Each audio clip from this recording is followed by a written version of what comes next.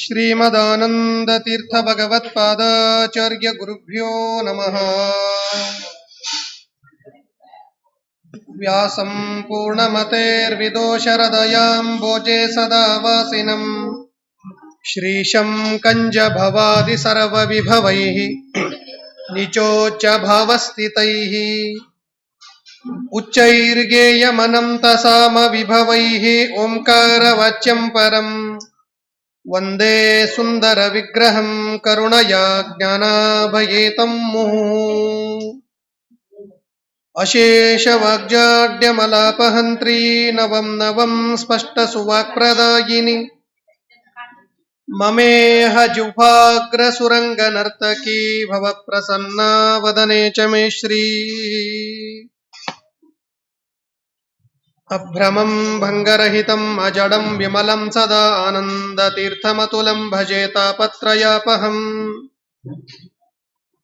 ನಮೋऽस्तु ತಾತ್ವಿಕಾ ದೇವಾಃ ವಿಷ್ಣುಭಕ್ತಿಪರಾಯಣಾಃ ಧರ್ಮಮಾರ್ಗೇ ಪ್ರೇರಯन्तು ಭವಂತಃ ಸರ್ವ ಏವ ಹಿ.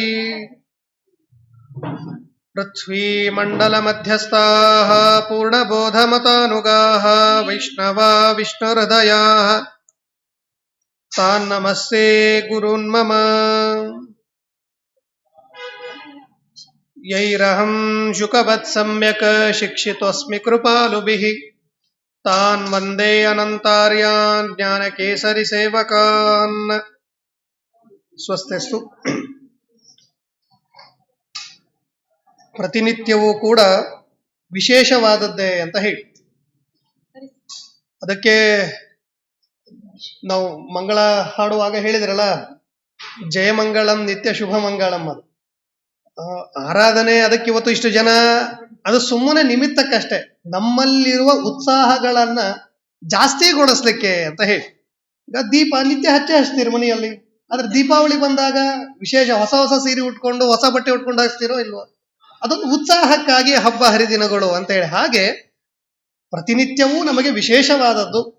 ಆದರೂ ಆ ವಿಶೇಷ ದಿನಗಳಲ್ಲಿ ಅಥವಾ ಪ್ರತಿನಿತ್ಯದ ದಿನಗಳನ್ನ ಕಳೆಯುವಾಗ, ನಿತ್ಯ ದಿನ ಬೆಳಗ್ಗಾಗತ್ತೆ ಸಂಜೆ ಆಗತ್ತೆ, ಆದರೆ ಬೆಳಗ್ಗೆ ಆದ ದಿನ ಸಂಜೆ ಮಾಡುವಷ್ಟರಲ್ಲಿ ನಮಗೆ ಇರುವ ಉತ್ಸಾಹವನ್ನು ಸ್ವಲ್ಪ ಜಾಸ್ತಿಗೊಳಿಸ್ಲಿಕ್ಕಾಗಿ ನಾವು ಹುಡುಕಿಕೊಂಡಂತಹದ್ದು ವಿಶೇಷವಾದದ್ದು ಹಬ್ಬ ಹರಿದಿನ. ಅದರಂತೆ ಪ್ರಕೃತ ಇವತ್ತು ಗುರುಗಳ ಆರಾಧನೆ. ಇಬ್ಬಿಬ್ಬರು ಮಹಾನುಭಾವರ ಆರಾಧನಾ ನಿಮಿತ್ತಕವಾಗಿ ಇವತ್ತಿನ ಈ ಉಪನ್ಯಾಸ, ಸಂಗೀತ, ಭಜನೆ ಎಲ್ಲ ಕಾರ್ಯಕ್ರಮಗಳು ನಡೀತಾ ಇದೆ ಅಂತ ಹೇಳಿ. ಅದು ಆಗಲೇ ಕೇಳಿದ ಹಾಗೆ ಒಂದು ವಿಶೇಷ ಸ್ಫೂರ್ತಿಗಾಗಿ ಈ ಕಾರ್ಯಕ್ರಮ ಯಾವಾಗಲೂ ನಡೀತಾ ಇರುತ್ತೆ. ದೇವರ ಗುರುಗಳ ಅನುಗ್ರಹ ಅಂದ್ರೆ ಹಿರಿಯರು ಯಾಕೆ ಮಾಡಿಕೊಟ್ರು ಈ ಆರಾಧನೆಗಳು, ಹಬ್ಬ ಹರಿದಿನಗಳು, ಈ ದಿನಗಳಲ್ಲಿ ವಿಶೇಷವಾಗಿ ಎಲ್ಲರೂ ಸೇರಿ ಕಾರ್ಯವನ್ನ ಮಾಡಿ ಅಂತ ಹೇಳಿ. ನಮಗೆ ಭಾಗವತದಲ್ಲಿ ಆರಂಭದ ಹಂತದಲ್ಲಿ ಒಂದು ಮಾತು ಬರುತ್ತೆ. ಅನೇಕ ವ್ಯಾಖ್ಯಾನಕಾರರು ಅದಕ್ಕೆ ಅರ್ಥವನ್ನು ತಿಳಿಸಿದ್ದಾರೆ, ಲೌಕಿಕರು ಅದನ್ನ ಹೇಳ್ತಾರೆ. ನಾರದರು ವೇದವ್ಯಾಸ ದೇವರ ಹತ್ರ ಬಂದು ಪ್ರಾರ್ಥನೆ ಮಾಡ್ತಾರೆ. ಅಂದ್ರೆ ವೇದವ್ಯಾಸ ದೇವರು ಎಲ್ಲ ಪುರಾಣಗಳನ್ನ, ಇತಿಹಾಸವನ್ನ ರಚನೆ ಮಾಡಿ ನಿರ್ವಿಣ್ಣರಾಗಿ ಕೂತಿದ್ರು ಅಂತ ಹೇಳಿ ತೋರಿಸ್ಕೊಳ್ತಾರೆ. ಅದಾಗತ್ತಲ್ಲ, ಎಲ್ಲಾ ಕೆಲಸ ಮಾಡಿ ಏನೋ ಒಂದು ಕೆಲಸ ಮರೆತು ಹೋಗಿದ್ರೆ ಮನುಷ್ಯರ ಭಾವ ಹೇಗಿರುತ್ತೆ? ಅಯ್ಯೋ ಏನೋ ಮರೆತಿದ್ದೀನಿ, ನೆನಪಾಗ್ತಾ ಇಲ್ಲ. ಆ ತರಹ ಕೂತಿದ್ರು ವೇದವ್ಯಾಸ ದೇವರು, ಏನೋ ಮರೆತಿದ್ದೀನಿ ಅಂತ ಹೇಳಿ. ಆಗ ನಾರದರು ಬರ್ತಾರೆ. ನಾರದರಿಗೆ ವೇದವ್ಯಾಸ ದೇವರು ಕೇಳಿದ್ರು, ಗೊತ್ತಿಲ್ಲ ನಾರದ್ರೆ, ಏನೋ ಮರೆತಿದ್ದೀನಿ. ಆಗ ನಾರದರು ಪ್ರಾರ್ಥನೆ ಮಾಡ್ತಾರೆ, ಇಲ್ಲ ಸ್ವಾಮಿ, ಎಲ್ಲ ಮಾಡಿದ್ದೀರಿ, ಆದ್ರೆ ಆ ಪುರಾಣ, ಇತಿಹಾಸ, ವೇದ ಭಾಗಗಳೆಲ್ಲ ಸಾಮಾನ್ಯ ಜನರಿಗೆ ಕಷ್ಟ, ಅದಕ್ಕೆ ಭಕ್ತಿ ಪ್ರಾಧಾನ್ಯವಾದ ಭಾಗವತವನ್ನು ಬರೀರಿ ಅಂತ ಹೇಳಿ. ಆಗ ವೇದವ್ಯಾಸ ದೇವರು ಕೇಳ್ತಾರ, ಏನು ಈಗ ಇಷ್ಟೆಲ್ಲ ಪುರಾಣ ಇದೆಯಲ್ಲ, ಅದೇ ಸ್ಪೆಷಲ್ ಮತ್ತೆ ಯಾಕೆ ಮಾಡ್ಬೇಕು ಅಂತ ಹೇಳಿ. ಆಗ ಹೇಳ್ತಾರೆ, ಸ್ವಾಮಿ ಇದು ಭಕ್ತಿ ಪ್ರಧಾನವಾದದ್ದಲ್ಲ. ಕಲಿಯುಗದಲ್ಲಿ ಜನರಿಗೆ ಭಕ್ತಿಯಿಂದಲೇ, ವಿರಕ್ತಿ ಜ್ಞಾನಕ್ಕಿಂತಲೂ ಭಕ್ತಿ ಪ್ರಧಾನ ಕಲಿಯುಗದಲ್ಲಿ. ಭಕ್ತಿಯಿಂದ ಜ್ಞಾನ, ವಿರಕ್ತಿ ತನ್ನಿಂದ ತಾನೇ ಬರುತ್ತೆ ಅನ್ನೋದು. ಅದಕ್ಕೆ ಭಕ್ತಿ ಪ್ರಧಾನವಾದ ಒಂದು ಪುರಾಣವನ್ನ ಬರೀರಿ ಅಂತ ಹೇಳಿ. ಅತಿ ಗೊಂದಲಗಳಿರಬಾರ್ದು, ಅತಿ ಕಿರಿಕಿರಿಗಳಿರಬಾರ್ದು, ವಿಷಯ ಡೈರೆಕ್ಟ್ ಆಗಿರ್ಬೇಕು. ಭಕ್ತರಿಗೂ ಪರಮಾತ್ಮನಿಗೂ ಭಗವದ್ ಭಕ್ತರಿಗೂ ಡೈರೆಕ್ಟ್ ಆಗಿ ಕನೆಕ್ಟ್ ಆಗೋ ತರ ಇರ್ಬೇಕು. ಅದು ಭಾಗವತ ಮಾಡಿ. ಸರಿ ಮಾಡ್ತೇನಪ್ಪ, ಮುಂದೇನು? ಬರೀ ಭಾಗವತ್ ಈಗ ಇಷ್ಟೆಲ್ಲ ಇದೆ, ಭಾಗವತವನ್ನು ಮಾಡೋದು, ಇದಕ್ಕದಕ್ಕೆ ಏನು ವ್ಯತ್ಯಾಸ ಬೇಕಲ್ಲ. ಇದು ಭಗವದ್ ಭಕ್ತಿ, ಭಗವತ್ ಕಥಾಯುಕ್ತವಾದದ್ದಾದ್ದರಿಂದ ಇದನ್ನ ಕೇಳಲಿಕ್ಕೆ ಜನ ಸೇರ್ತಾರೆ ಅಂತ ಹೇಳಿ.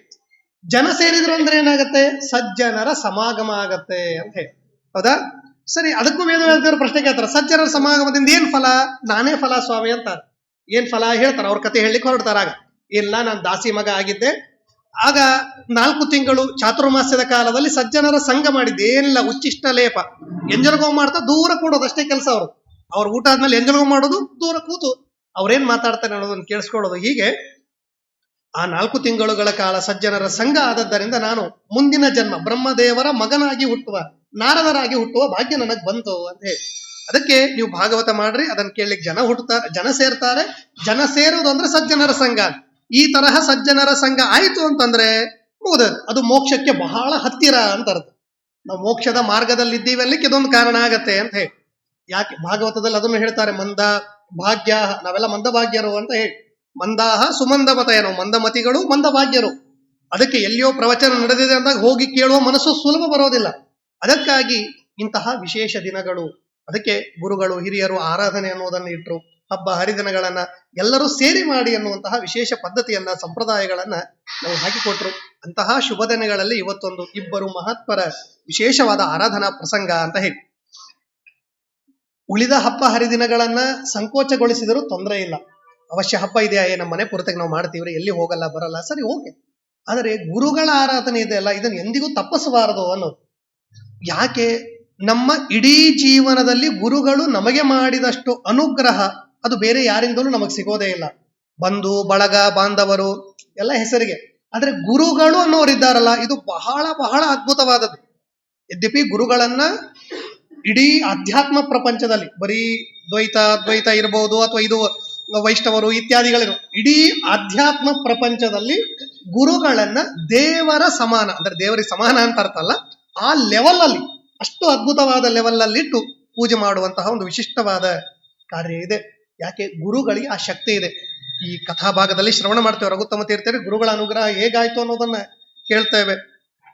ಸುರೇಂದ್ರ ತೀರ್ಥರಿಗೆ ಯಾವ ರೀತಿಯಾಗಿ ವಿಶಿಷ್ಟವಾದ ಗುರುಗಳ ಅನುಗ್ರಹದಿಂದ ಎಂತಹ ಕಾರ್ಯ ಮಾಡಿದರು ಅನ್ನೋದನ್ನು ನಾವು ಕೇಳುವವರಿದ್ದೇವೆ. ಆದ್ರೆ ಗುರುಗಳಿಲ್ಲದೆ ಜೀವನದಲ್ಲಿ ಯಾವುದೂ ಇಲ್ಲ ಅಂತ ಹೇಳಿ. ಅದಕ್ಕೆ ಗುರುಗಳು ಪರಮ ಮುಖ್ಯವಾಗಿ ಇರಲೇಬೇಕು. ಅದು ಅಧ್ಯಯನಕ್ಕಾದರೂ ಆಯ್ತು, ಓದುವ ವಿಷಯಕ್ಕೂ ಗುರುಗಳಿರಲೇಬೇಕು. ಅಕಸ್ಮಾತ್ ಓದಲಿಕ್ಕೆ ಆಗದೇ ಇದ್ದರೂ ಒಂದು ಮಾರ್ಗದರ್ಶಕರು ಅಂತಾದರೂ ಒಬ್ಬರು ಯಾರಾದರೂ ಕೂಡ ಗುರುಗಳು ನಮಗೆ ಅವಶ್ಯವಾಗಿ ಇರಲೇಬೇಕು ಅಂತ ಹೇಳ್ತಾರೆ. ಅದಕ್ಕೆ ಗುರು ಸ್ತೋತ್ರದಲ್ಲಿ ನಮಗೆ ತಿಳಿಸ್ತಾರೆ ಗುರುಗಳ ಅನುಗ್ರಹದಿಂದ ಏನೇನಾಗತ್ತೆ ಅಂತ ಅನ್ನೋದನ್ನ.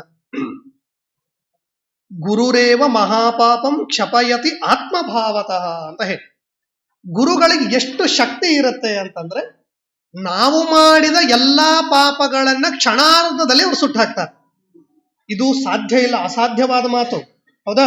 ಈಗ ನಾನು ಸಾಲ ಮಾಡ್ತೇನೆ, ಆ ಸಾಲ ಯಾರಾದ್ರೂ ಬಂದ್ರು ತೀರ್ಸಿದ್ರೆ ಏನಾಗುತ್ತೆ, ನಮ್ಗೆ ಎಷ್ಟು ಸಂತೋಷ ಆಗತ್ತಲ್ಲ. ಸುಮ್ನೆ ಯಾರು ನಮ್ಮ ಸಾಲ ತೀರ್ಸೋದಿಲ್ಲ, ಹೌದಾ? ಆದರೆ ಗುರುಗಳು ಎಂತಹ ಪಾಪ ಮಾಡಿದರೂ ಕೂಡ ಪಾಪವನ್ನ ಹಿಂದೆ ಮುಂದೆ ನೋಡದೆ ಕ್ಷಣಾರ್ಧದಲ್ಲಿ ನಾಶ ಮಾಡಿ ಹಾಕ್ತಾರೆ. ಈ ಶಕ್ತಿ ಗುರುಗಳಿಗಿದೆ. ಆದ್ದರಿಂದ ಗುರುಗಳನ್ನ ಆಶ್ರಯಿಸಬೇಕು. ಇನ್ನು ಗುರುಗಳನ್ನು ಹುಡುಕೋದು ಎಷ್ಟು ಕಷ್ಟ ಅಂತಲೂ ಶಾಸ್ತ್ರ ಹೇಳುತ್ತೆ ನಮಗೆ. ಕಾಷ್ಠಭಾರ ಸಹಸ್ರೇಶು ಏಕಂ ಸಂಜೀವನಂ ಮಹತ, ಹೌದಾ? ಹೇಗೆ ಸಾವಿರಾರು ಕಟ್ಟಿಗೆಗಳನ್ನ ಜೋಡಿಸಿಟ್ಟಿದ್ದಾರೆ, ಅದರ ಮಧ್ಯದಲ್ಲಿ ಒಂದೇ ಒಂದು ಸಂಜೀವಿನಿ ಗಿಡದ ಕಟ್ಟಿಗೆಯನ್ನು ಜೋಡಿಸಿಟ್ಟಿದ್ದಾರೆ. ಒಂದೇ ಒಂದಿದೆ, ಅದು 1000 ಕಟ್ಟಿಗೆಗಳ ಮಧ್ಯದಲ್ಲಿ ಒಂದೇ ಸಂಜೀವಿನಿ ಗಿಡದ ಕಟ್ಟಿಗೆ. ಇದನ್ನು ಹುಡುಕೋದು ಎಷ್ಟು ಕಷ್ಟನೋ. 1000 ಒಂದೇ ತರಹದ ಪದಾರ್ಥಗಳಲ್ಲಿ ಸ್ವಲ್ಪ ವೆರೈಟಿ ಇರುವಂತಹ ಒಂದು ವಸ್ತುವನ್ನು ಹುಡುಕೋದು ಎಷ್ಟು ಕಷ್ಟ ಆಗುತ್ತೆ ನಮಗೆ, ಬಹಳ ಕಷ್ಟ. ಅದೇ ರೀತಿಯಾಗಿ ನಿಜವಾದ ಗುರುಗಳನ್ನು ಹುಡುಕೋದು ಅದು ಕೂಡ ಅಷ್ಟೇ ಕಷ್ಟ ಅಂತೆ. ಗುರುಗಳನ್ನು ಹುಡುಕೋದು ಈಗಿನ ಕಾಲದಲ್ಲಂತೂ ಸರ್ವತಾ ಸುಲಭದ ಮಾತಲ್ಲ ಅಂತ ಹೇಳಿ.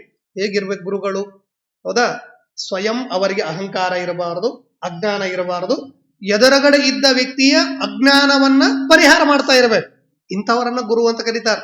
ಇಂಥವರು ಸಿಗೋದು ಬಹಳ ಕಷ್ಟ. ಯಾಕಂದ್ರೆ ಈಗಿನ ಕಾಲಮಾನದಲ್ಲಿ ಎಲ್ಲರಿಗೂ ಅಂಧಕಾರಗಳು ಅಜ್ಞಾನಗಳು ಇದ್ದೇ ಇರುತ್ತಾದ್ದರಿಂದ. ಆದರೂ ವಿಶೇಷವಾಗಿ ಗುರುಗಳಿರುವ ಆ ಶಕ್ತಿಯನ್ನ ನಮಗೆ ಹೇಳುತ್ತಾರೆ. ಅದಕ್ಕೆ ಗುರುಗಳ ಸ್ಮರಣೆಯನ್ನು ಯಾವಾಗಲೂ ಮಾಡ್ತಾ ಇರಬೇಕು. ರಾಯರ ಕಥೆಯಲ್ಲಿ ನಾವು ಕೇಳ್ತೋ ಇಲ್ಲೋ, ದನ ಕಾಯುವ ವೆಂಕಣ್ಣ ದಿವಾನನಾದ, ಹೇಗಾದ? ಏನಿಲ್ಲ, ಬರೀ ಶ್ರೀ ರಾಘವೇಂದ್ರಾಯ ನಮಃ ಅಂತ ಹೇಳಿದ್ದರಿಂದ, ಕೇವಲ ಅಷ್ಟಾಕ್ಷರ ಮಂತ್ರವನ್ನ ಹೇಳಿದ್ದರಿಂದ ದನ ಕಾಯುವ ಒಬ್ಬ ವ್ಯಕ್ತಿ ದಿವಾನನಾದ. ಇದು ಗುರುಗಳ ಅನುಗ್ರಹ. ಇಂತಹ ಕಥೆಗಳು ಅನೇಕ ಇದೆ. ಉಪಮನ್ಯುವಿನ ಕಥೆ ಕೇಳ್ತೇವೆ, ಆರನೆಯ ಕಥೆಯನ್ನ ಕೇಳ್ತೀವಿ. ಇದೇ ಉದ್ದಾಲಕರು, ನಾವು ನಿನ್ನೆ ಆರಂಭ ಮಾಡಿದ ಉಪನ್ಯಾಸ ಉದ್ದಾಲಕರದು, ಹೌದಾ? ಆ ಉದ್ದಾಲಕರ ಕಥೆಯಲ್ಲಿ ಕೇಳ್ತೀವಿ, ಅವ್ರು ಏನೂ ಮಾಡೇ ಇಲ್ಲ, ಕೇವಲ ಗುರುಸೇವೆಯನ್ನು ಮಾಡಿದ್ರು. ಆ ಗುರುಸೇವೆಯನ್ನ ಮಾಡಿದ್ದರಿಂದ ಪಡೆದ ಫಲ, ಗುರುಗಳಿಷ್ಟೇ ಅನುಗ್ರಹ ಮಾಡಿದ್ರು, ಹೋಗು ನಿನಗೆಲ್ಲ ಬರುತ್ತೆ, ಹೋಗು, ಏನು ಅವಶ್ಯಕತೆ ಇಲ್ಲ ನಿನಗೇನು, ಇಲ್ಲಿ ಕೂತು ಓದೋದು ಬೇಡ, ಬರೆಯೋದು ಬೇಡ, ನೀನೇನು ವಿಚಾರ ಮಾಡ್ತೀಯಲ್ಲ, ವೇದ ಉಪನಿಷತ್ತುಗಳು, ಆ ವಿದ್ಯೆ ಅದು ತನ್ನಿಂದ ತಾನೇ ಬರುತ್ತೆ, ಹೋಗು ಅಂತ.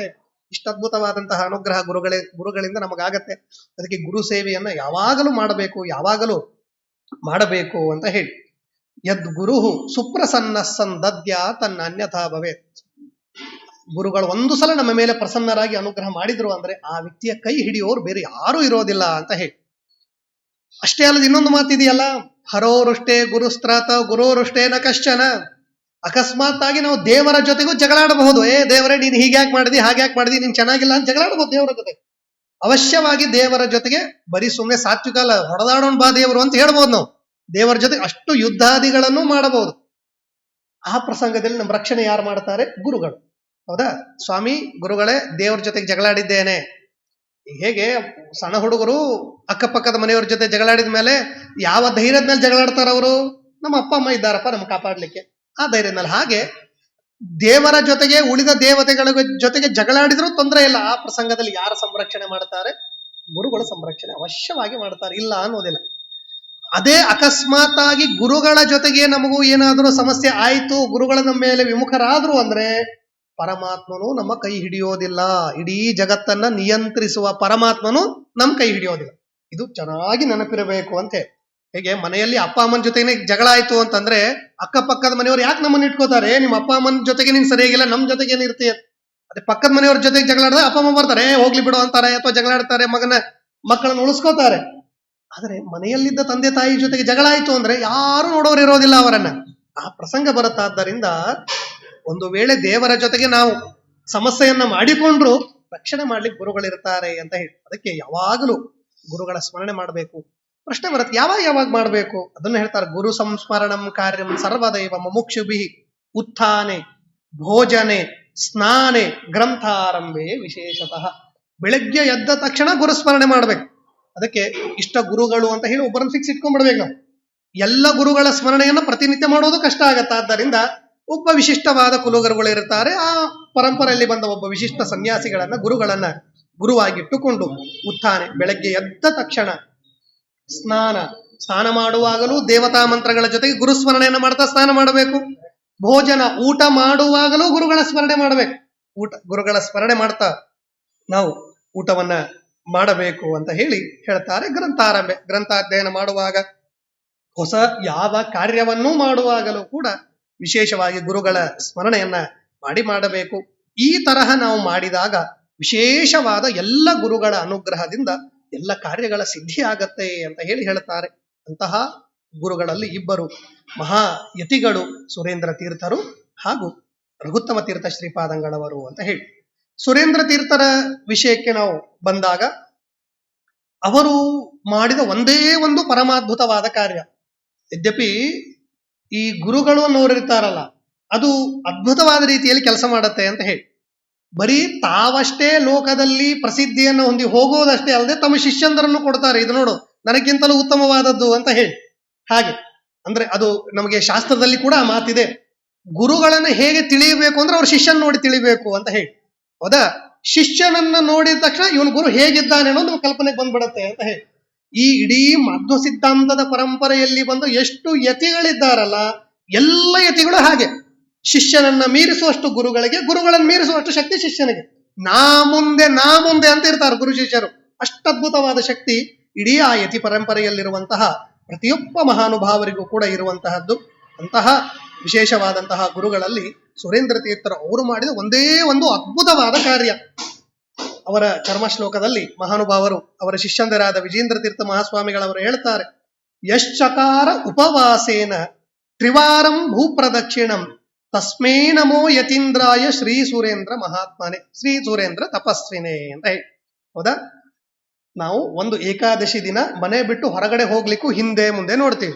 ಯಾಕೆ? ಉಪವಾಸ, ಅಯ್ಯೋ ಹೋಗ್ಬೇಕಾ, ಮತ್ತೆ 1 ಗಂಟೆಗಟ್ಲೆ ಯಾರು ಕೂಡೋರಪ್ಪ ಅವತ್ತು, ಏಕಾದಶಿ ಉಪವಾಸ ಶ್ರಮ ಆಗಿರುತ್ತೆ ಅಂತ ಹೇಳಿ ಮನೆಯಿಂದ ಹೊರಗಡೆ ಕಾಲಿಡಲಿಕ್ಕೂ ಹಿಂದೆ ಮುಂದೆ ನೋಡುವ ನಾವು. ಅಂದ್ರೆ ಗುರುಗಳು ಹೇಗಿದ್ರು? ಉಪವಾಸದಿಂದ ಎಷ್ಟು ದೂರ ನಡೆದ್ರು? ಇಡೀ ಭೂಮಂಡಲವನ್ನ ಪ್ರದಕ್ಷಿಣೆ, ಅಂದ್ರೆ ಸಾಧಾರಣವಾಗಿ ಇಡೀ ಭರತಖಂಡದ ಪ್ರದಕ್ಷಿಣೆ ಎಷ್ಟು ತೀರ್ಥಕ್ಷೇತ್ರಗಳಿದೆಯೋ ಆ ಎಲ್ಲಾ ತೀರ್ಥಕ್ಷೇತ್ರಗಳನ್ನ ಪ್ರದಕ್ಷಿಣೆ ಮಾಡಿದ್ರು. ಎಷ್ಟು ಸಲ? 1 ಅಲ್ಲ 2 ಅಲ್ಲ 3 ಸಲ. 3 ಸಲ ಇಡೀ ಭೂಮಂಡಲದಲ್ಲಿದ್ದ ಎಲ್ಲ ತೀರ್ಥಕ್ಷೇತ್ರಗಳಿಗೆ ಹೋಗಿ ದರ್ಶನ ಕೊಟ್ರು. ಅದು ಹೇಗೆ? ಉಪವಾಸೇನ ಅಂತ ಹೇಳಿ. ಇದು ಬಹಳ ಅದ್ಭುತವಾದದ್ದು. ಸಾಧಾರಣರಾದ ಮನುಷ್ಯರಿಗೆ ಇದು ಸರ್ವತಾ ಸರ್ವತಾ ಸರ್ವತಾ ಸಾಧ್ಯ ಇಲ್ಲ. ಗಮನಿಸಲೇಬೇಕಿದನ್ನ. ಹೌದಾ? ಇಂತಹ ಕಾರ್ಯ ಮಾಡಿದರು. ಈಗ ಯಾರಾದರೂ ಒಬ್ರು ವಿಷ್ಣು ಪಂಚಕ ಮಾಡಿದರೆ, ಭೀಷ್ಮ ಪಂಚಕ ಮಾಡಿದರೆ, ಈಗ ಏನ್ರಿ ನೀವು ಭಾರಿ ಭಾರಿ ಅಂತ ಹೇಳ್ತೇವೆ. ಅದು ಕೇವಲ 5 ದಿವಸದ ಉಪವಾಸ ಮಾಡಿದ ವ್ಯಕ್ತಿಗೆ ನಾವು ಇಷ್ಟು ಅನ್ಬೇಕಾದಾಗ ಇಡೀ ಭೂ ಪ್ರದಕ್ಷಿಣೆ, ಈಗೇನೋ ತಿಂಗಳಲ್ಲಿ ಇಡೀ ಪ್ರದಕ್ಷಿಣೆ ಹಾಕಿ ಬರ್ಬೋದು ಹೇಗೋ ವ್ಯವಸ್ಥೆ ಮಾಡಿಕೊಂಡು. ಆಗ ಹಾಗಲ್ಲ. ಹೊರಟ್ರು ಅಂದ್ರೆ 6 ತಿಂಗಳು 8 ತಿಂಗಳು ವರ್ಷನೋ ಗೊತ್ತಿಲ್ಲ. ಇಷ್ಟು ದೀರ್ಘವಾದ ಕಾಲ ಗುರುಗಳು ಉಪವಾಸದಿಂದ ಆ ಭೂ ಪ್ರದಕ್ಷಿಣೆಯನ್ನ ವಿಶೇಷವಾದ ರೀತಿಯಲ್ಲಿ 3 ಸಲ ಮಾಡಿದರಲ್ಲ, ಎಂತಹ ಅದ್ಭುತವಾದ ಮಹಿಮೆ ಅದು. ದೇವತಾ ಅನುಗ್ರಹ ಇಲ್ಲ ಅಂದ್ರೆ ಇದು ಸಾಧ್ಯ ಇಲ್ಲ. ಗುರುಗಳ ಅನುಗ್ರಹ ಇಲ್ಲ ಅಂದ್ರೆ ಇದು ಸರ್ವತಾ ಸರ್ವತಾ ಸರ್ವತಾ ಸಾಧ್ಯ ಇಲ್ಲ ಅನ್ನೋದನ್ನ ವಿಶೇಷವಾದ ರೀತಿಯಲ್ಲಿ ತಿಳಿಸ್ತಾರೆ. ಇವರ ಇನ್ನೊಂದು ಮಹಾತ್ಮೆಯನ್ನ ಹೇಳ್ತಾರೆ. ವ್ಯಾಸರಾಜರು ಸಮಕಾಲೀನರಲ್ಲ, ಇವರೆಲ್ಲ ವಿಶೇಷವಾಗಿ ವ್ಯಾಸರಾಜರು ಪೂಜೆಯನ್ನು ಮಾಡುವಾಗ ತುಳಸಿ ತಂದಿಟ್ರಂತೆ. ಸರಿ, ಪೂಜೆಗೆ ತುಳಸಿ ಬಂತು ಅಂತ ಹೇಳಿ ನೋಡಿದ್ರು, ಅದು ತೆಗಿ ನಿರ್ಮಾಲ್ಯ ಅಂತ ಹೇಳಿದ್ರ. ಹೇಳಿದ್ರೆ ಇಲ್ಲ ಸ್ವಾಮಿ, ಈಗ ತಾನೇ ಗಿಡದಿಂದ ಬಿಡಿಸ್ಕೊಂಡ್ ಬಂದದ್ದು. ಇಲ್ಲ ಇಲ್ಲ, ಅದು ನಿರ್ಮಾಲ್ಯ ಆಯ್ತು. ಅವರಂದ್ರು ಅದು ಹೇಗೆ ನಿರ್ಮಾಲ್ಯ ಆಯ್ತು? ಅವ್ರೇನ್ ಅನ್ಕೊಂಡ್ರು, ನಿರ್ಮಾಲ್ಯ ನೀರು ಸಿಡಿತೋ ಏನಾಯ್ತು ಸ್ವಾಮಿ, ಏನಾಯ್ತು ಅಂತೆ. ಏನಿಲ್ಲ, ಸುರೇಂದ್ರ ತೀರ್ಥರಿದ್ದಾರಲ್ಲ, ಅದನ್ನ ಗಿಡ ಸಹಿತವಾಗಿ ಪರಮಾತ್ಮನಿಗೆ ಅರ್ಪಣೆ ಮಾಡಿದ್ದಾರೆ ಅಂತ ಹೇಳಿ. ಏನ್ ಅದ್ಭುತ ಅದು! ಹೌದಾ? ಗಿಡ ಸಹಿತವಾಗಿ ಅದನ್ನ ಪರಮಾತ್ಮನಿಗೆ ಅರ್ಪಣೆ ಮಾಡಿದ್ದಾರಪ್ಪ. ಅದು ದೇವರಿಗೆ ಅರ್ಪಿತವಾದದ್ದು. ತಗದು ಏರ್ಸೋದಲ್ವೇ ಅಲ್ಲ, ತಗದು ಏರ್ಸೋದಲ್ಲ, ಬರೀ ನಿಂತು ಕೃಷ್ಣಾರ್ಪಣ, ಇದೆಲ್ಲ ಸ್ವಾಮಿ ನಿನ್ನದೇ ಅಂದಿದ್ದಾರಂತ ಅವರು. ಹೀಗೆ ಅಷ್ಟು ವಿಶಿಷ್ಟವಾದ ರೀತಿಯ ಕಾರ್ಯಗಳನ್ನ ಅವರು ಮಾಡಿದವರು. ಅದ್ ಹೇಳ್ತಾರ, ಒಬ್ಬ ಜ್ಞಾನಿಗೆ ಇನ್ನೊಬ್ಬ ಜ್ಞಾನಿ ಮಹತ್ವ ಗೊತ್ತಾಗತ್ತೆ. ಅದಕ್ಕೆ ವ್ಯಾಸರಾಜರಂತಹ ಮಹಾನುಭಾವರಿಗೆ ಅವರ ತಪಶಕ್ತಿ ಗೊತ್ತಾಯ್ತು. ನಮಗೆ ಯಾರಾದ್ರೂ ಏರಿಸಿದ ಅನ್ಕೊಟ್ರು ಗೊತ್ತಾಗೋದಿಲ್ಲ. ಹೌದಾ? ಅದು ಏರಿಸಿದ್ದೋ ಗೊತ್ತಾಗೋದು. ಆದ್ರೆ ಅವ್ರ ಜ್ಞಾನಿಗಳು ಅನ್ಲಿಕ್ಕಿವೆಲ್ಲ.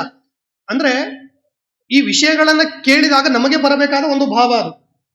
ಅವರಿಗೂ ನಮಗೂ ಏನ್ ವ್ಯತ್ಯಾಸ ಇದೆ ಅನ್ನೋದು. ಅವ್ರು ಯಾಕೆ ಗುರುಗಳಾದ್ರು, ಅವರನ್ನು ಯಾಕೆ ನಾವು ಉಪಾಸನೆ ಮಾಡ್ಬೇಕು, ಇದಿಷ್ಟು ಸಾಕು. ನಮಗೂ ಅವರಿಗೂ ಇರುವಂತಹ ಒಂದು ಸಾಮ್ಯ, ವಿಶೇಷವಾದ ವ್ಯತ್ಯಾಸ ಅನ್ನೋದು ತಿಳಿಯತ್ತೆ ಅಂತ ಹೇಳಿ. ಆಗ ಗುರುಗಳು ಕೇಳಿದ್ರೆ ಪ್ರಸನ್ನರಿಗೆ ಏನ್ ಬೇಕು ಸುರೇಂದ್ರ ತೀರ್ಥರೇ? ಯಾರೂ ಕೊಡಲಿಕ್ಕಾಗದೇ ಇರುವಂತಹ ಅದ್ಭುತವಾದ ಶಿಷ್ಯನನ್ನು ಕೊಡ್ತಾರೆ. ಹೌದಾ? ಈಗ ನಮ್ಮ ಮನೆಯಲ್ಲಿ ಸಾಕಿ ಸಲುಹಿ ಬೆಳೆಸಿದ, ಯದ್ಯಪಿ ತಂದೆ ತಾಯಿ ಮಕ್ಕಳಿಗಿರುವ ಪ್ರೀತಿಗಿಂತಲೂ ಗುರು ಶಿಷ್ಯರಿಗಿರುವ ಪ್ರೀತಿ ಬಹಳ ಅದ್ಭುತವಾದದ್ದು. ಅದು ಬಹಳ ಅದ್ಭುತ, ನಂಬಲಿಕ್ಕೆ ಅಸಾಧ್ಯವಾದದ್ದು. ಗುರುಕುಲದಲ್ಲಿ ಇದ್ದು ಓದಿ ಅಧ್ಯಯನ ಮಾಡಿದವರಿಗಂತೂ ಚೆನ್ನಾಗಿ ಗೊತ್ತಿರುತ್ತೆ. ಆಮೇಲೆ ಗುರುಗಳ ಜೊತೆ ಯಾರಿಗೆ ಹೆಚ್ಚಿಗೆ ಒಡನಾಟ ಇರುತ್ತೆ ಅವರಿಗೂ ಕೂಡ ಗೊತ್ತಾಗತ್ತೆ. ಆದ್ದರಿಂದ ಒಬ್ಬ ಗುರು ತನ್ನ ಶಿಷ್ಯನನ್ನ ಬೇರೆಯವರಿಗೆ ಧಾರೆ ಇರೋದು ಕೊಡೋದಿರುತ್ತಲ್ಲ, ಇಂತಹ ಕಾರ್ಯ ಮಾಡಲಿಕ್ಕೆ ಯಾರಿಂದಲೂ ಸಾಧ್ಯ ಇಲ್ಲ. ಈಗ ತಾನೇ ಹುಟ್ಟಿದ ಕೂಸನ್ನ ಇದು ತಗೊಳ್ರಿ ನೀವು ಅಂತ ದಾನ ಕೊಡೋದು ಎಷ್ಟು ಕಷ್ಟನೋ ಅಷ್ಟು ಕಷ್ಟ. ಅಂತಹ ಕಾರ್ಯವನ್ನ ವ್ಯಾಸರಾಜರು ಮಾಡಿ ಸುರೇಂದ್ರ ತೀರ್ಥರಿಗೆ ಕೊಡ್ತಾರೆ. ಅವರೇ ವಿಶೇಷವಾದ ರೀತಿಯಲ್ಲಿ ವಿಜೇಂದ್ರ ತೀರ್ಥರು ಅಂತ ಹೇಳಿ ಚತುಷ್ಷಷ್ಟಿ ಕಲಾಪಾರಂಗತರಾಗಿ ಎಷ್ಟದ್ಭುತವಾದಂತಹ ಶಕ್ತಿ ಮಹಾತ್ಮೆಯನ್ನು ತೋರಿಸಿದರು. ಆದ್ದರಿಂದ ಅದು ಸುರೇಂದ್ರ ತೀರ್ಥರಿಗೆ ಇದ್ದ ಶಕ್ತಿ ಅಂದ್ರೆ ಅದನ್ನು ನೋಡಿ ಇದರಲ್ಲಿ ಇದೇ ವಿಶಿಷ್ಟವಾದದ್ದನ್ನು ಕಂಡು ಹಿಡಿಯಬೇಕಲ್ಲ, ಆ ಶಕ್ತಿ ಅವರಲ್ಲಿದ್ದರಿಂದ ರಘುನಂದನ ತೀರ್ಥರಿಂದ ಇವರ ಆಶ್ರಮ ಇತ್ಯಾದಿಗಳನ್ನ ಪಡೆದು ವಿಜೇಂದ್ರ ತೀರ್ಥರು ಅನ್ನುವಂತಹ ಶಿಷ್ಯರನ್ನ ಲೋಕಕ್ಕೆ ಕೊಡ್ತಾ ತಮ್ಮ ಮಹಾತ್ಮೆಯನ್ನೂ ಲೋಕದಲ್ಲಿ ವಿಶಿಷ್ಟವಾದ ರೀತಿಯಲ್ಲಿ ಪ್ರಸಿರುವಂತಹ ಮಹಾನುಭಾವರು. ಅವರ ಉಪಾಸನೆಯನ್ನು ಮಾಡುವುದರಿಂದ ನಮಗೆ ಬರುವ ಒಂದೇ ಒಂದು ಶಕ್ತಿ ಯಾವುದು ಅಂದ್ರೆ ಏಕಾದಶಿ ಉಪವಾಸವನ್ನು ಮಾಡುವ ಶಕ್ತಿ ಅಂತೆ. ಅಂದ್ರೆ ಈಗ ನಮಗೆ ಕಷ್ಟ ಆಗತ್ತಲ್ಲ, ಏಕಾದಶಿ ಉಪವಾಸ, ಅಯ್ಯೋ ಅದು ಯಾರು ಮಾಡ್ತಾರ್ರಿ ಅಂತಹ ಪ್ರಸಂಗದಲ್ಲಿ ಈ ಗುರುಗಳನ್ನು ಸ್ಮರಣೆ ಮಾಡ್ಬೇಕು. ಸುರೇಂದ್ರ ತೀರ್ಥರು ಇಡೀ ಭೂಮಂಡಲವನ್ನ ಉಪವಾಸದಿಂದ ಪ್ರದಕ್ಷಿಣೆ ಹಾಕಿದ್ರಲ್ಲ, ನನಗೇನಾಗಿದೆ ಧಾಡಿ, ಅಟ್ಲೀಸ್ಟ್ ಒಂದು ದಿವಸ ಆದ್ರೂ ಮನೆಯಲ್ಲಿ ಕೂತು ಉಪವಾಸ ಮಾಡ್ತೇನೆ ಅನ್ನುವಂತಹ ಭಾವವನ್ನಿಟ್ಟುಕೊಂಡು ಅಡಿಗೆ ಮನೆಗೆ ಬೀಗ ಹಾಕಿ ಹೊರಗಡೆ ಹೋಗೋದ್ ಬಿಡ್ಬೇಕಂತ, ದ್ವಾದಶಿ ಬೆಳಗ್ಗೆನೆ ಹೊಡೆಯೋದು ಅದನ್ನ. ಆ ತರಹದ ವ್ಯವಸ್ಥೆಯನ್ನಾದ್ರೂ ಮಾಡಿಕೊಂಡು ಉಪವಾಸವನ್ನು ಮಾಡುವಂತಹ ಪ್ರಯತ್ನವನ್ನ ಪಡಬೇಕು ಅನ್ನೋದು ಗುರುಗಳ ಸ್ಮರಣೆಯಿಂದ. ವಿಶೇಷವಾಗಿ ಆ ಗುರುಗಳ ಸ್ಮರಣೆಯನ್ನು ಮಾಡೋದರಿಂದ ಉಪವಾಸ ಮಾಡುವ ಶಕ್ತಿ ಬರುತ್ತೆ. ಆಚಾರ್ಯ ಉಪವಾಸದಿಂದ ಏನ್ ಲಾಭ? ನಮಗ್ ಗೀತೆಯಲ್ಲಿ ದೇವರು ಹೇಳಿದ್ದಾನೆ. ಹೌದಾ? ಆಧ್ಯಾತ್ಮ ಮಾರ್ಗದಲ್ಲಿ ನಾವು ಹೆಜ್ಜೆಯನ್ನ ಇಡಬೇಕು ಅಂತಂದ್ರೆ ಮೊಟ್ಟ ಮೊದಲಿಗೆ ಬರೋದೇ ಆಹಾರ. ಹೌದಾ? ಆಹಾರ, ಸಾತ್ವಿಕವಾದ ಆಹಾರವನ್ನ ತಿನ್ನಿ, ಬಹಳ ಲಿಮಿಟ್ ಆಗಿ ತಿನ್ನಿ, ಬಹಳ ಲಿಮಿಟ್ ಆಗಿ. ಎಷ್ಟು ತಿನ್ನಬೇಕು ಅಂದ್ರೆ ನಾಳೆಯವರೆಗೂ ಆರಾಮಾಗಿ ನಮ್ಮ ದೇಹ ಇರಬೇಕು, ನಾಳೆಯವರೆಗೂ ಆರಾಮಾಗಿರ್ಬೇಕಷ್ಟೇ. ಅದು ನಾಡಿದ್ದಿಗೆ ಇರುವಷ್ಟು ತಿನ್ಲಿಕ್ಕಿಲ್ಲ ಅಂತ ಹೇಳಿ ಅಷ್ಟು ಲಿಮಿಟ್ ಆಗಿ ತಿಂದಾಗ ದೇಹ ವಿಶಿಷ್ಟವಾದ ಚೈತನ್ಯವನ್ನು ಪಡೆಯುತ್ತೆ. ನಾವು ಅನ್ಕೋತೀವಿ ಜಾಸ್ತಿ ತಿಂದ್ರೆ ನಮಗೆ ಶಕ್ತಿ ಬರುತ್ತೆ ಅಂತ ಹೇಳಿ, ಅಲ್ಲ. ಪೂರ್ಣ ಉಪವಾಸನೂ ಇರುವ ಲೆಕ್ಕವನ್ನು ನಮಗೆ ಹೇಳಿಲ್ಲ. ಹೌದಾ? ಸ್ವಲ್ಪ ಆಹಾರವನ್ನ ಸ್ವೀಕಾರ ಮಾಡ್ತಾ ದೇಹ ಚೈತನ್ಯವಾಗಿ ಕರೆಕ್ಟ್ ಆಗಿರಬೇಕು.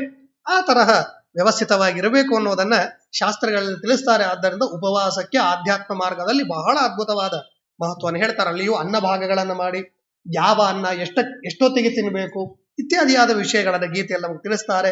ಆದ್ದರಿಂದ ಅವರು 3 ಸಲ ಇಡೀ ಉಪವಾಸವನ್ನ ಮಾಡ್ತಾ ಭೂ ಪ್ರದಕ್ಷಿಣೆಯನ್ನ ಮಾಡಿರುವಂತಹ ಮಹಾನುಭಾವರ ಅನುಗ್ರಹ ನಿಮ್ಮೆಲ್ಲರ ಮೇಲೆ ಇರಲಿ ಅಂತ ಹೇಳಿ ರಘುತ್ತಮ ತೀರ್ಥರ ವಿಶಿಷ್ಟವಾದಂತಹ ವಿಷಯವನ್ನ ಶ್ರವಣ ಮಾಡೋಣ ಅಂತ ಹೇಳಿ. ಇವರು ಸಾಧಾರಣರಾದವರಲ್ಲ, ಇವರಿಗೆ ಆದ ಗುರುಗಳ ಅನುಗ್ರಹ ಅಂತೂ ಇನ್ನೂ ಅದ್ಭುತವಾದದ್ದು ಅಂತ ಹೇಳಿ.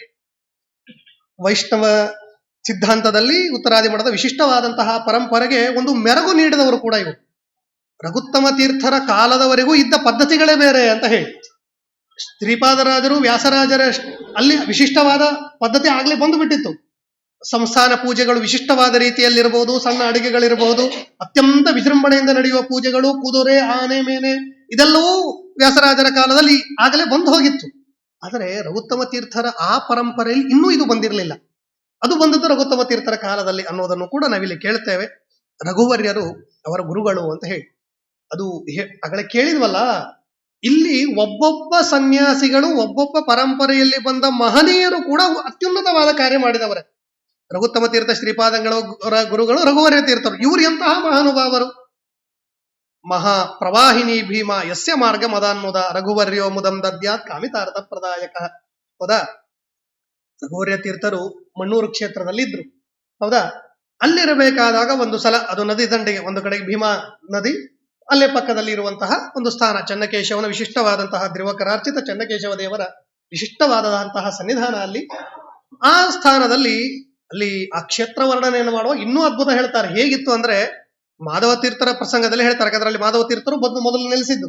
ಮಾಧವ ತೀರ್ಥರು ದೂರದಲ್ಲಿ ಆ ಊರನ್ನ ನೋಡಿ ಅಂದ್ರಂತೆ, ಓ ಇದು ಮಹಾ ಅದ್ಭುತವಾದ ಸ್ಥಾನ. ಯಾಕೆ?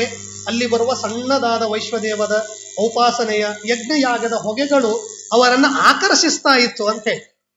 ಹೌದಾ? ಈಗ ನೋಡಿ, ವೈಶ್ವದೇವದ ಹೊಗೆ ಬರ್ತಾ ಇದೆ, ಆಯ್ತು ಇನ್ನು ಊಟಕ್ಕೆ ರೆಡಿ ಆಯ್ತು ಅಂತ ಅರ್ಥ ಇದೆ. ಹೌದಾ? ಕನಿಷ್ಠ ನಮಗೆಲ್ಲ ಬರೋದು ಆ ವೈಷ್ಣವ ಆಯ್ತು ಅಂದ್ರೆ ಆಯ್ತು ಇನ್ನು ಊಟ ಅಂತ ಲೆಕ್ಕಕ್ಕೆ ಬರುತ್ತೆ.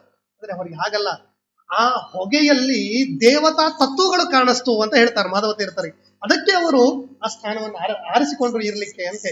ಅಂತಹ ಸ್ಥಾನದಲ್ಲಿ ಬಂದಂತವರು ರಘುವರ್ಯ ತೀರ್ಥ ಮಹಾನುಭಾವರು. ಅವರು ಆ ಸ್ಥಾನದಲ್ಲಿ ವಾಸ ಮಾಡ್ತಾ ಇರಬೇಕಾದಾಗ ಮ್ಲೇಂಚರು, ಹೌದಾ, ಮಹಾ ದುಷ್ಟ ಜನರು, ಅವರು ಬಂದ್ಬಿಟ್ರೆ ಆಕ್ರಮಣ ಮಾಡ್ಲಿಕ್ಕೆ ಏಕಾಏಕಿಯಾಗಿ.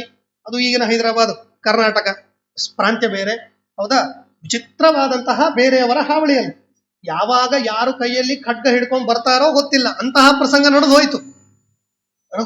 ರಘುವರ್ಯ ತೀರ್ಥರಿದ್ದಾರೆ ಒಬ್ಬರೇ, 100 ಜನ ಮಹಾದುಷ್ಟರು ಬಂದ್ರು. ಏನು ಮಾಡಬೇಕು ಅಂತ ಗೊತ್ತಾಗ್ತಾ ಇಲ್ಲ. ಅದು ತುಂಬಿ ಹರಿಯುವಂತಹ ಭೀಮಾ ನದಿಯ ದೊಡ್ಡದಾದ ಪಾತ್ರ, ಅದು 1 ಕಿಲೋಮೀಟರ್ಗಿಂತಲೂ ಜಾಸ್ತಿ ಇರುವ ದೊಡ್ಡದಾದ ಪಾತ್ರ.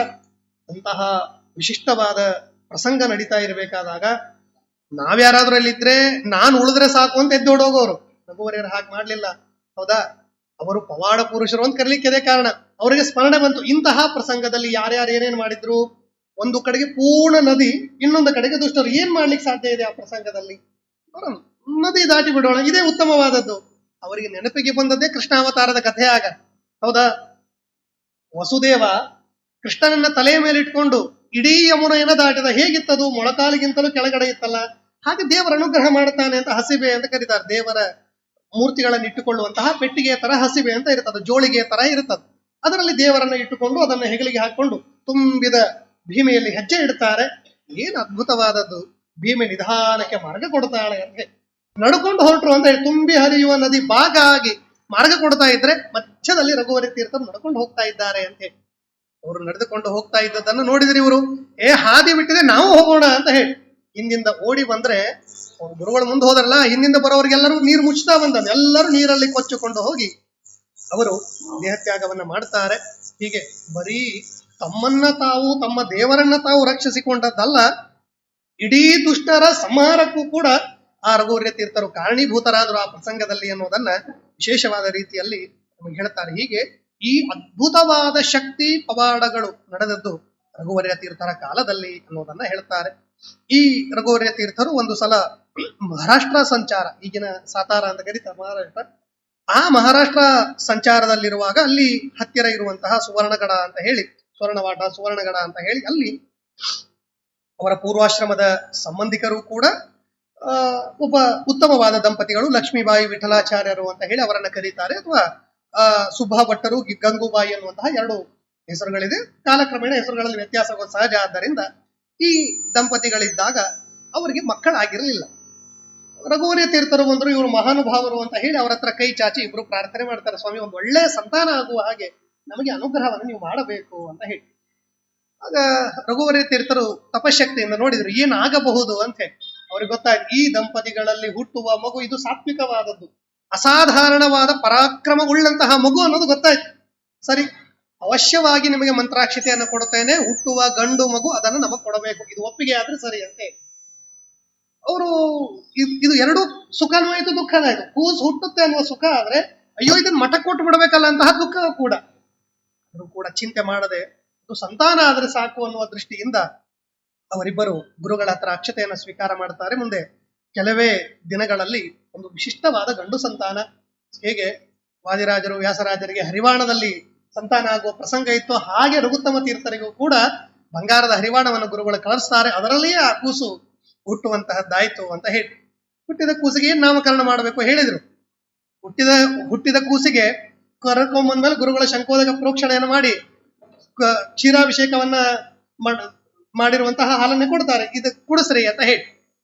ಮುಂದೆ ಗುರುಗಳು ಹೇಳಿದ್ದಿಷ್ಟೇ ದಂಪತಿಗಳಿಗೆ, ನೋಡ್ರಪ್ಪ ಇದಕ್ಕೆ ಉಪನಯನ ಆಗುವವರೆಗೂ ಮಾತ್ರ ನೀವು ತಂದೆ ತಾಯಿ, ಉಪನಯನ ನಂತರ ಇಲ್ಲಿ ಕೂಸು ನಮ್ಮದು, ನಮಗೆ ಕೊಟ್ಟು ಬಿಡಬೇಕು ಅಂತ ಹೇಳಿ ಇಷ್ಟು ವ್ಯವಸ್ಥೆಯನ್ನ ಮಾಡಿದಾಗ ಅವರು ಒಪ್ಪಿಕೊಳ್ತಾರೆ. ಆದ್ರೆ ಅವರೂ ಸಾತ್ವಿಕರು ನೋಡಿ, ಗುರುಗಳ ಅನುಗ್ರಹದಿಂದ ಆದದ್ದರಿಂದ ಇದು ಗುರುಗಳದು ಅನ್ನುವಂತಹ ಭಾವ ಅವರಿಗೂ ಕೂಡ ಬಂತು.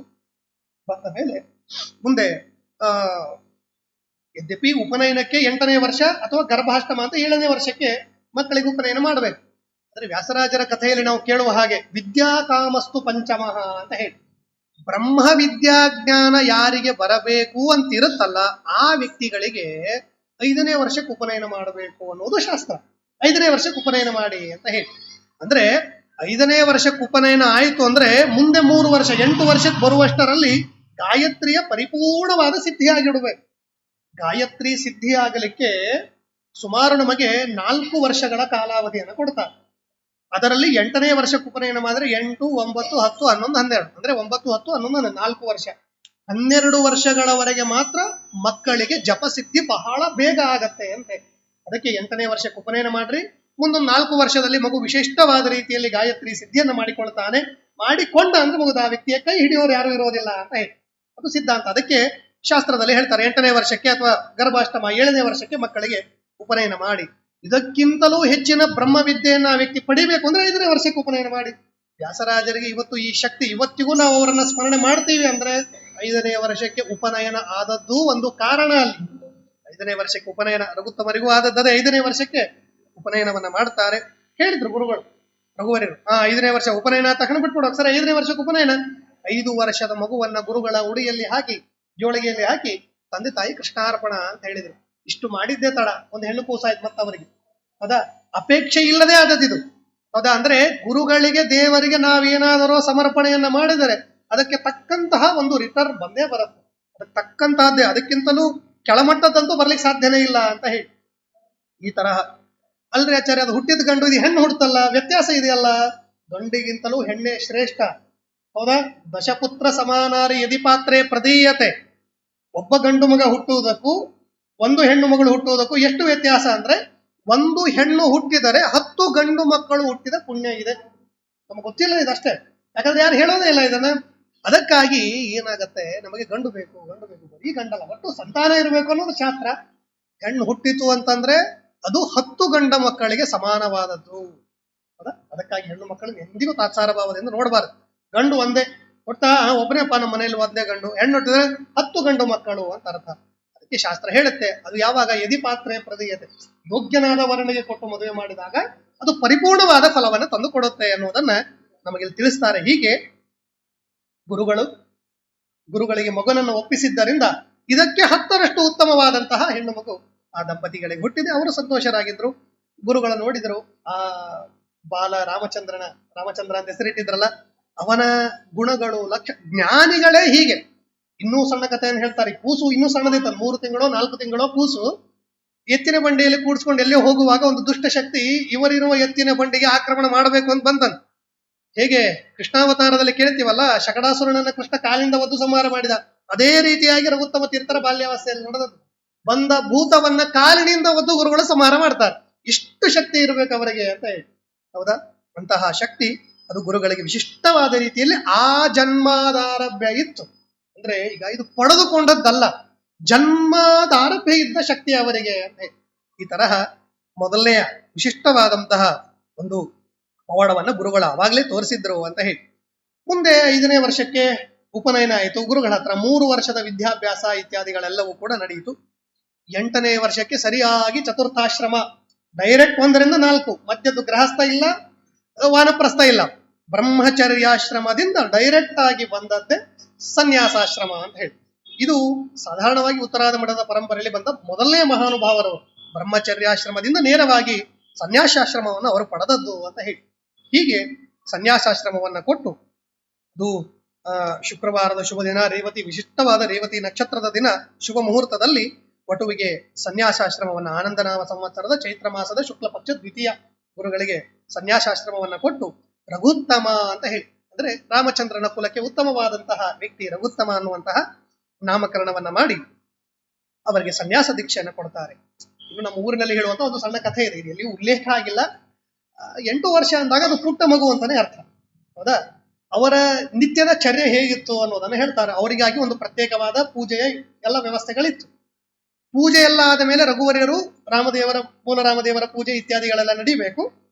ಇಲ್ಲಿ ರಘುತ್ತಮರಿಗೆ ಪ್ರತ್ಯೇಕವಾದ ಒಂದು ಸಣ್ಣ ಪೂಜೆ, ಸಣ್ಣ ಪೆಟ್ಟಿಗೆ, ಸಣ್ಣ ಪೂಜೆ ವ್ಯವಸ್ಥೆ, ಸಣ್ಣ ಮಕ್ಕಳಾದ್ದರಿಂದ ಸಣ್ಣ ಪೂಜೆ ಆಗ್ಬೇಕು.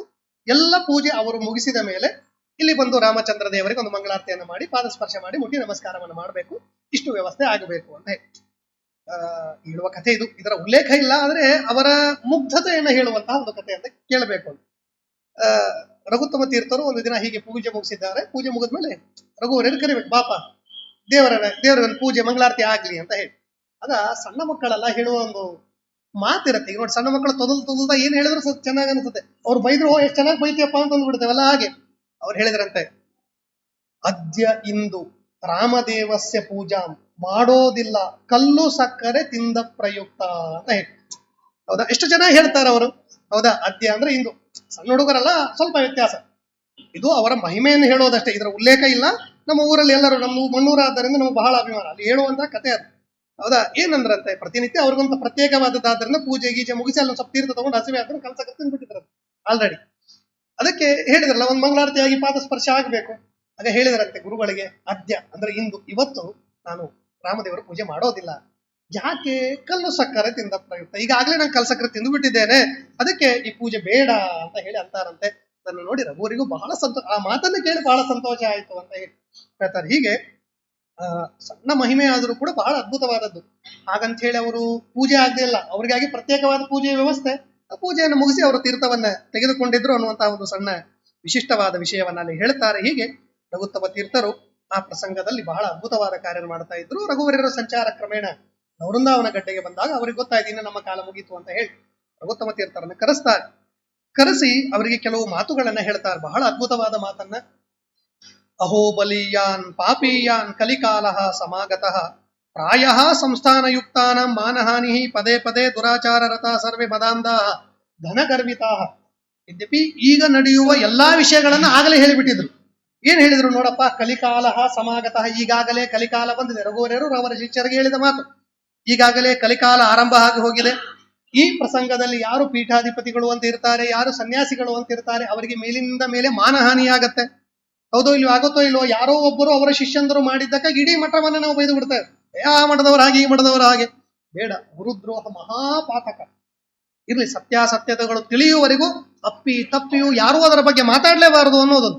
ಅದ ಮಾತಾಡಿದರೆ ಅಲ್ಲಿ ಏನಾಗುತ್ತೋ ಇಲ್ಲೋ ಗೊತ್ತಿಲ್ಲ, ನಮಗಂತೂ ದೊಡ್ಡದಾದ ಎಂದೂ ಸವಿಯದೆ ಇರುವ ಪಾಪ ಬಂದು ಕಟ್ಟಿ ನಮ್ಮ ಬೆನ್ನ ಹತ್ತಿ ನಿಲ್ಲತ್ತೆ ಅನ್ನೋದನ್ನ ಅಲ್ಲಿ ಹೇಳ್ತಾರೆ. ಅದನ್ನ ಗುರುಗಳು ಹೇಳಿದ್ರು, ಪಾಪೀಯಾನ್ ಕಲಿಕಾಲಃ ಸಮಾಗತಃ. ಜನರೆಲ್ಲರೂ ಕೂಡ ಮಹಾಪಾಪಿಷ್ಠರಾಗಿರ್ತಾರೆ, ಕಲಿಕಾಲ ಬಂದಿದೆ. ಸಂಸ್ಥಾನ ಯಾರಿಗಿದೆಯೋ ಅವರು ಮೇಲಿಂದ ಮೇಲೆ ಮಾನಹಾನಿಯನ್ನ ಅನುಭವಿಸುವಂತಹ ಪ್ರಸಂಗ ಬರುತ್ತೆ. ಆ ಸನ್ಯಾಸಿಗಳನ್ನ ಕೇವಲ ತಮ್ಮ ಸ್ವಾರ್ಥಕ್ಕಾಗಿ ಬಳಸಿಕೊಳ್ಳುವ ಜನ ಇರ್ತಾರೆ. ನೋಡೋ, ನಾನು ಆ ಸ್ವಾಮಿಗಳನ್ನ ಕರೆಸ್ದೆ, ಈ ಸ್ವಾಮಿಗಳನ್ನ ಕರೆಸ್ದೆ.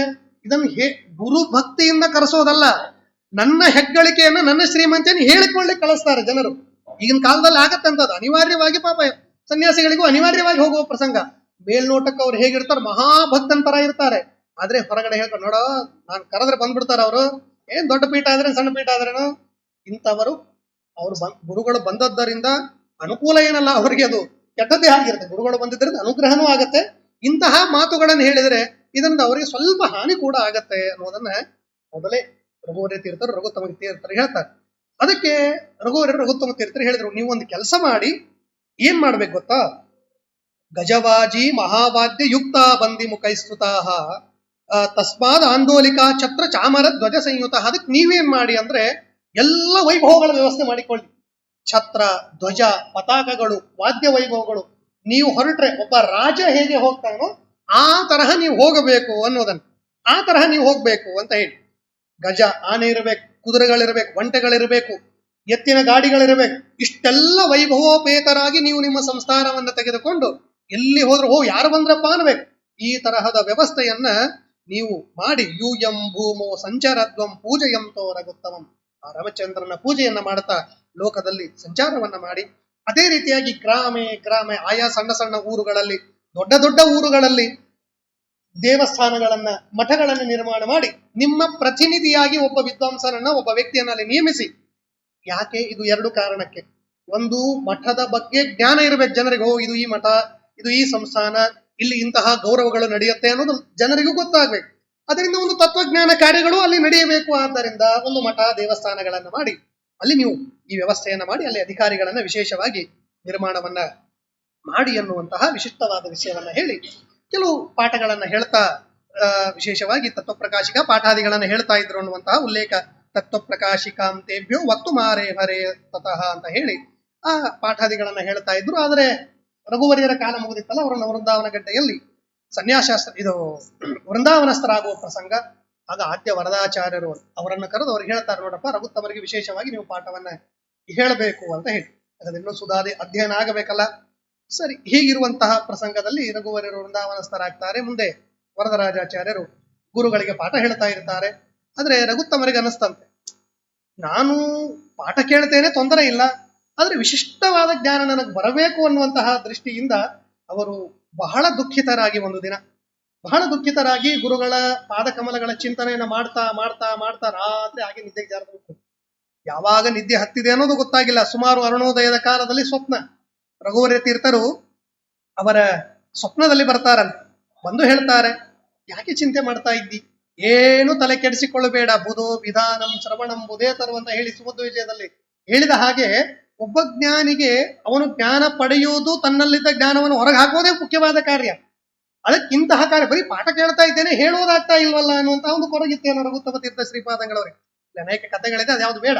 ಸರಿ, ಹೀಗೆ ಅವರು ದುಃಖವನ್ನ ಪಡ್ತಾ ಇರುವಂತಹ ಪ್ರಸಂಗದಲ್ಲಿ ಗುರುಗಳು ಸ್ವಪ್ನದಲ್ಲಿ ಬಂದ್ರಂತೆ.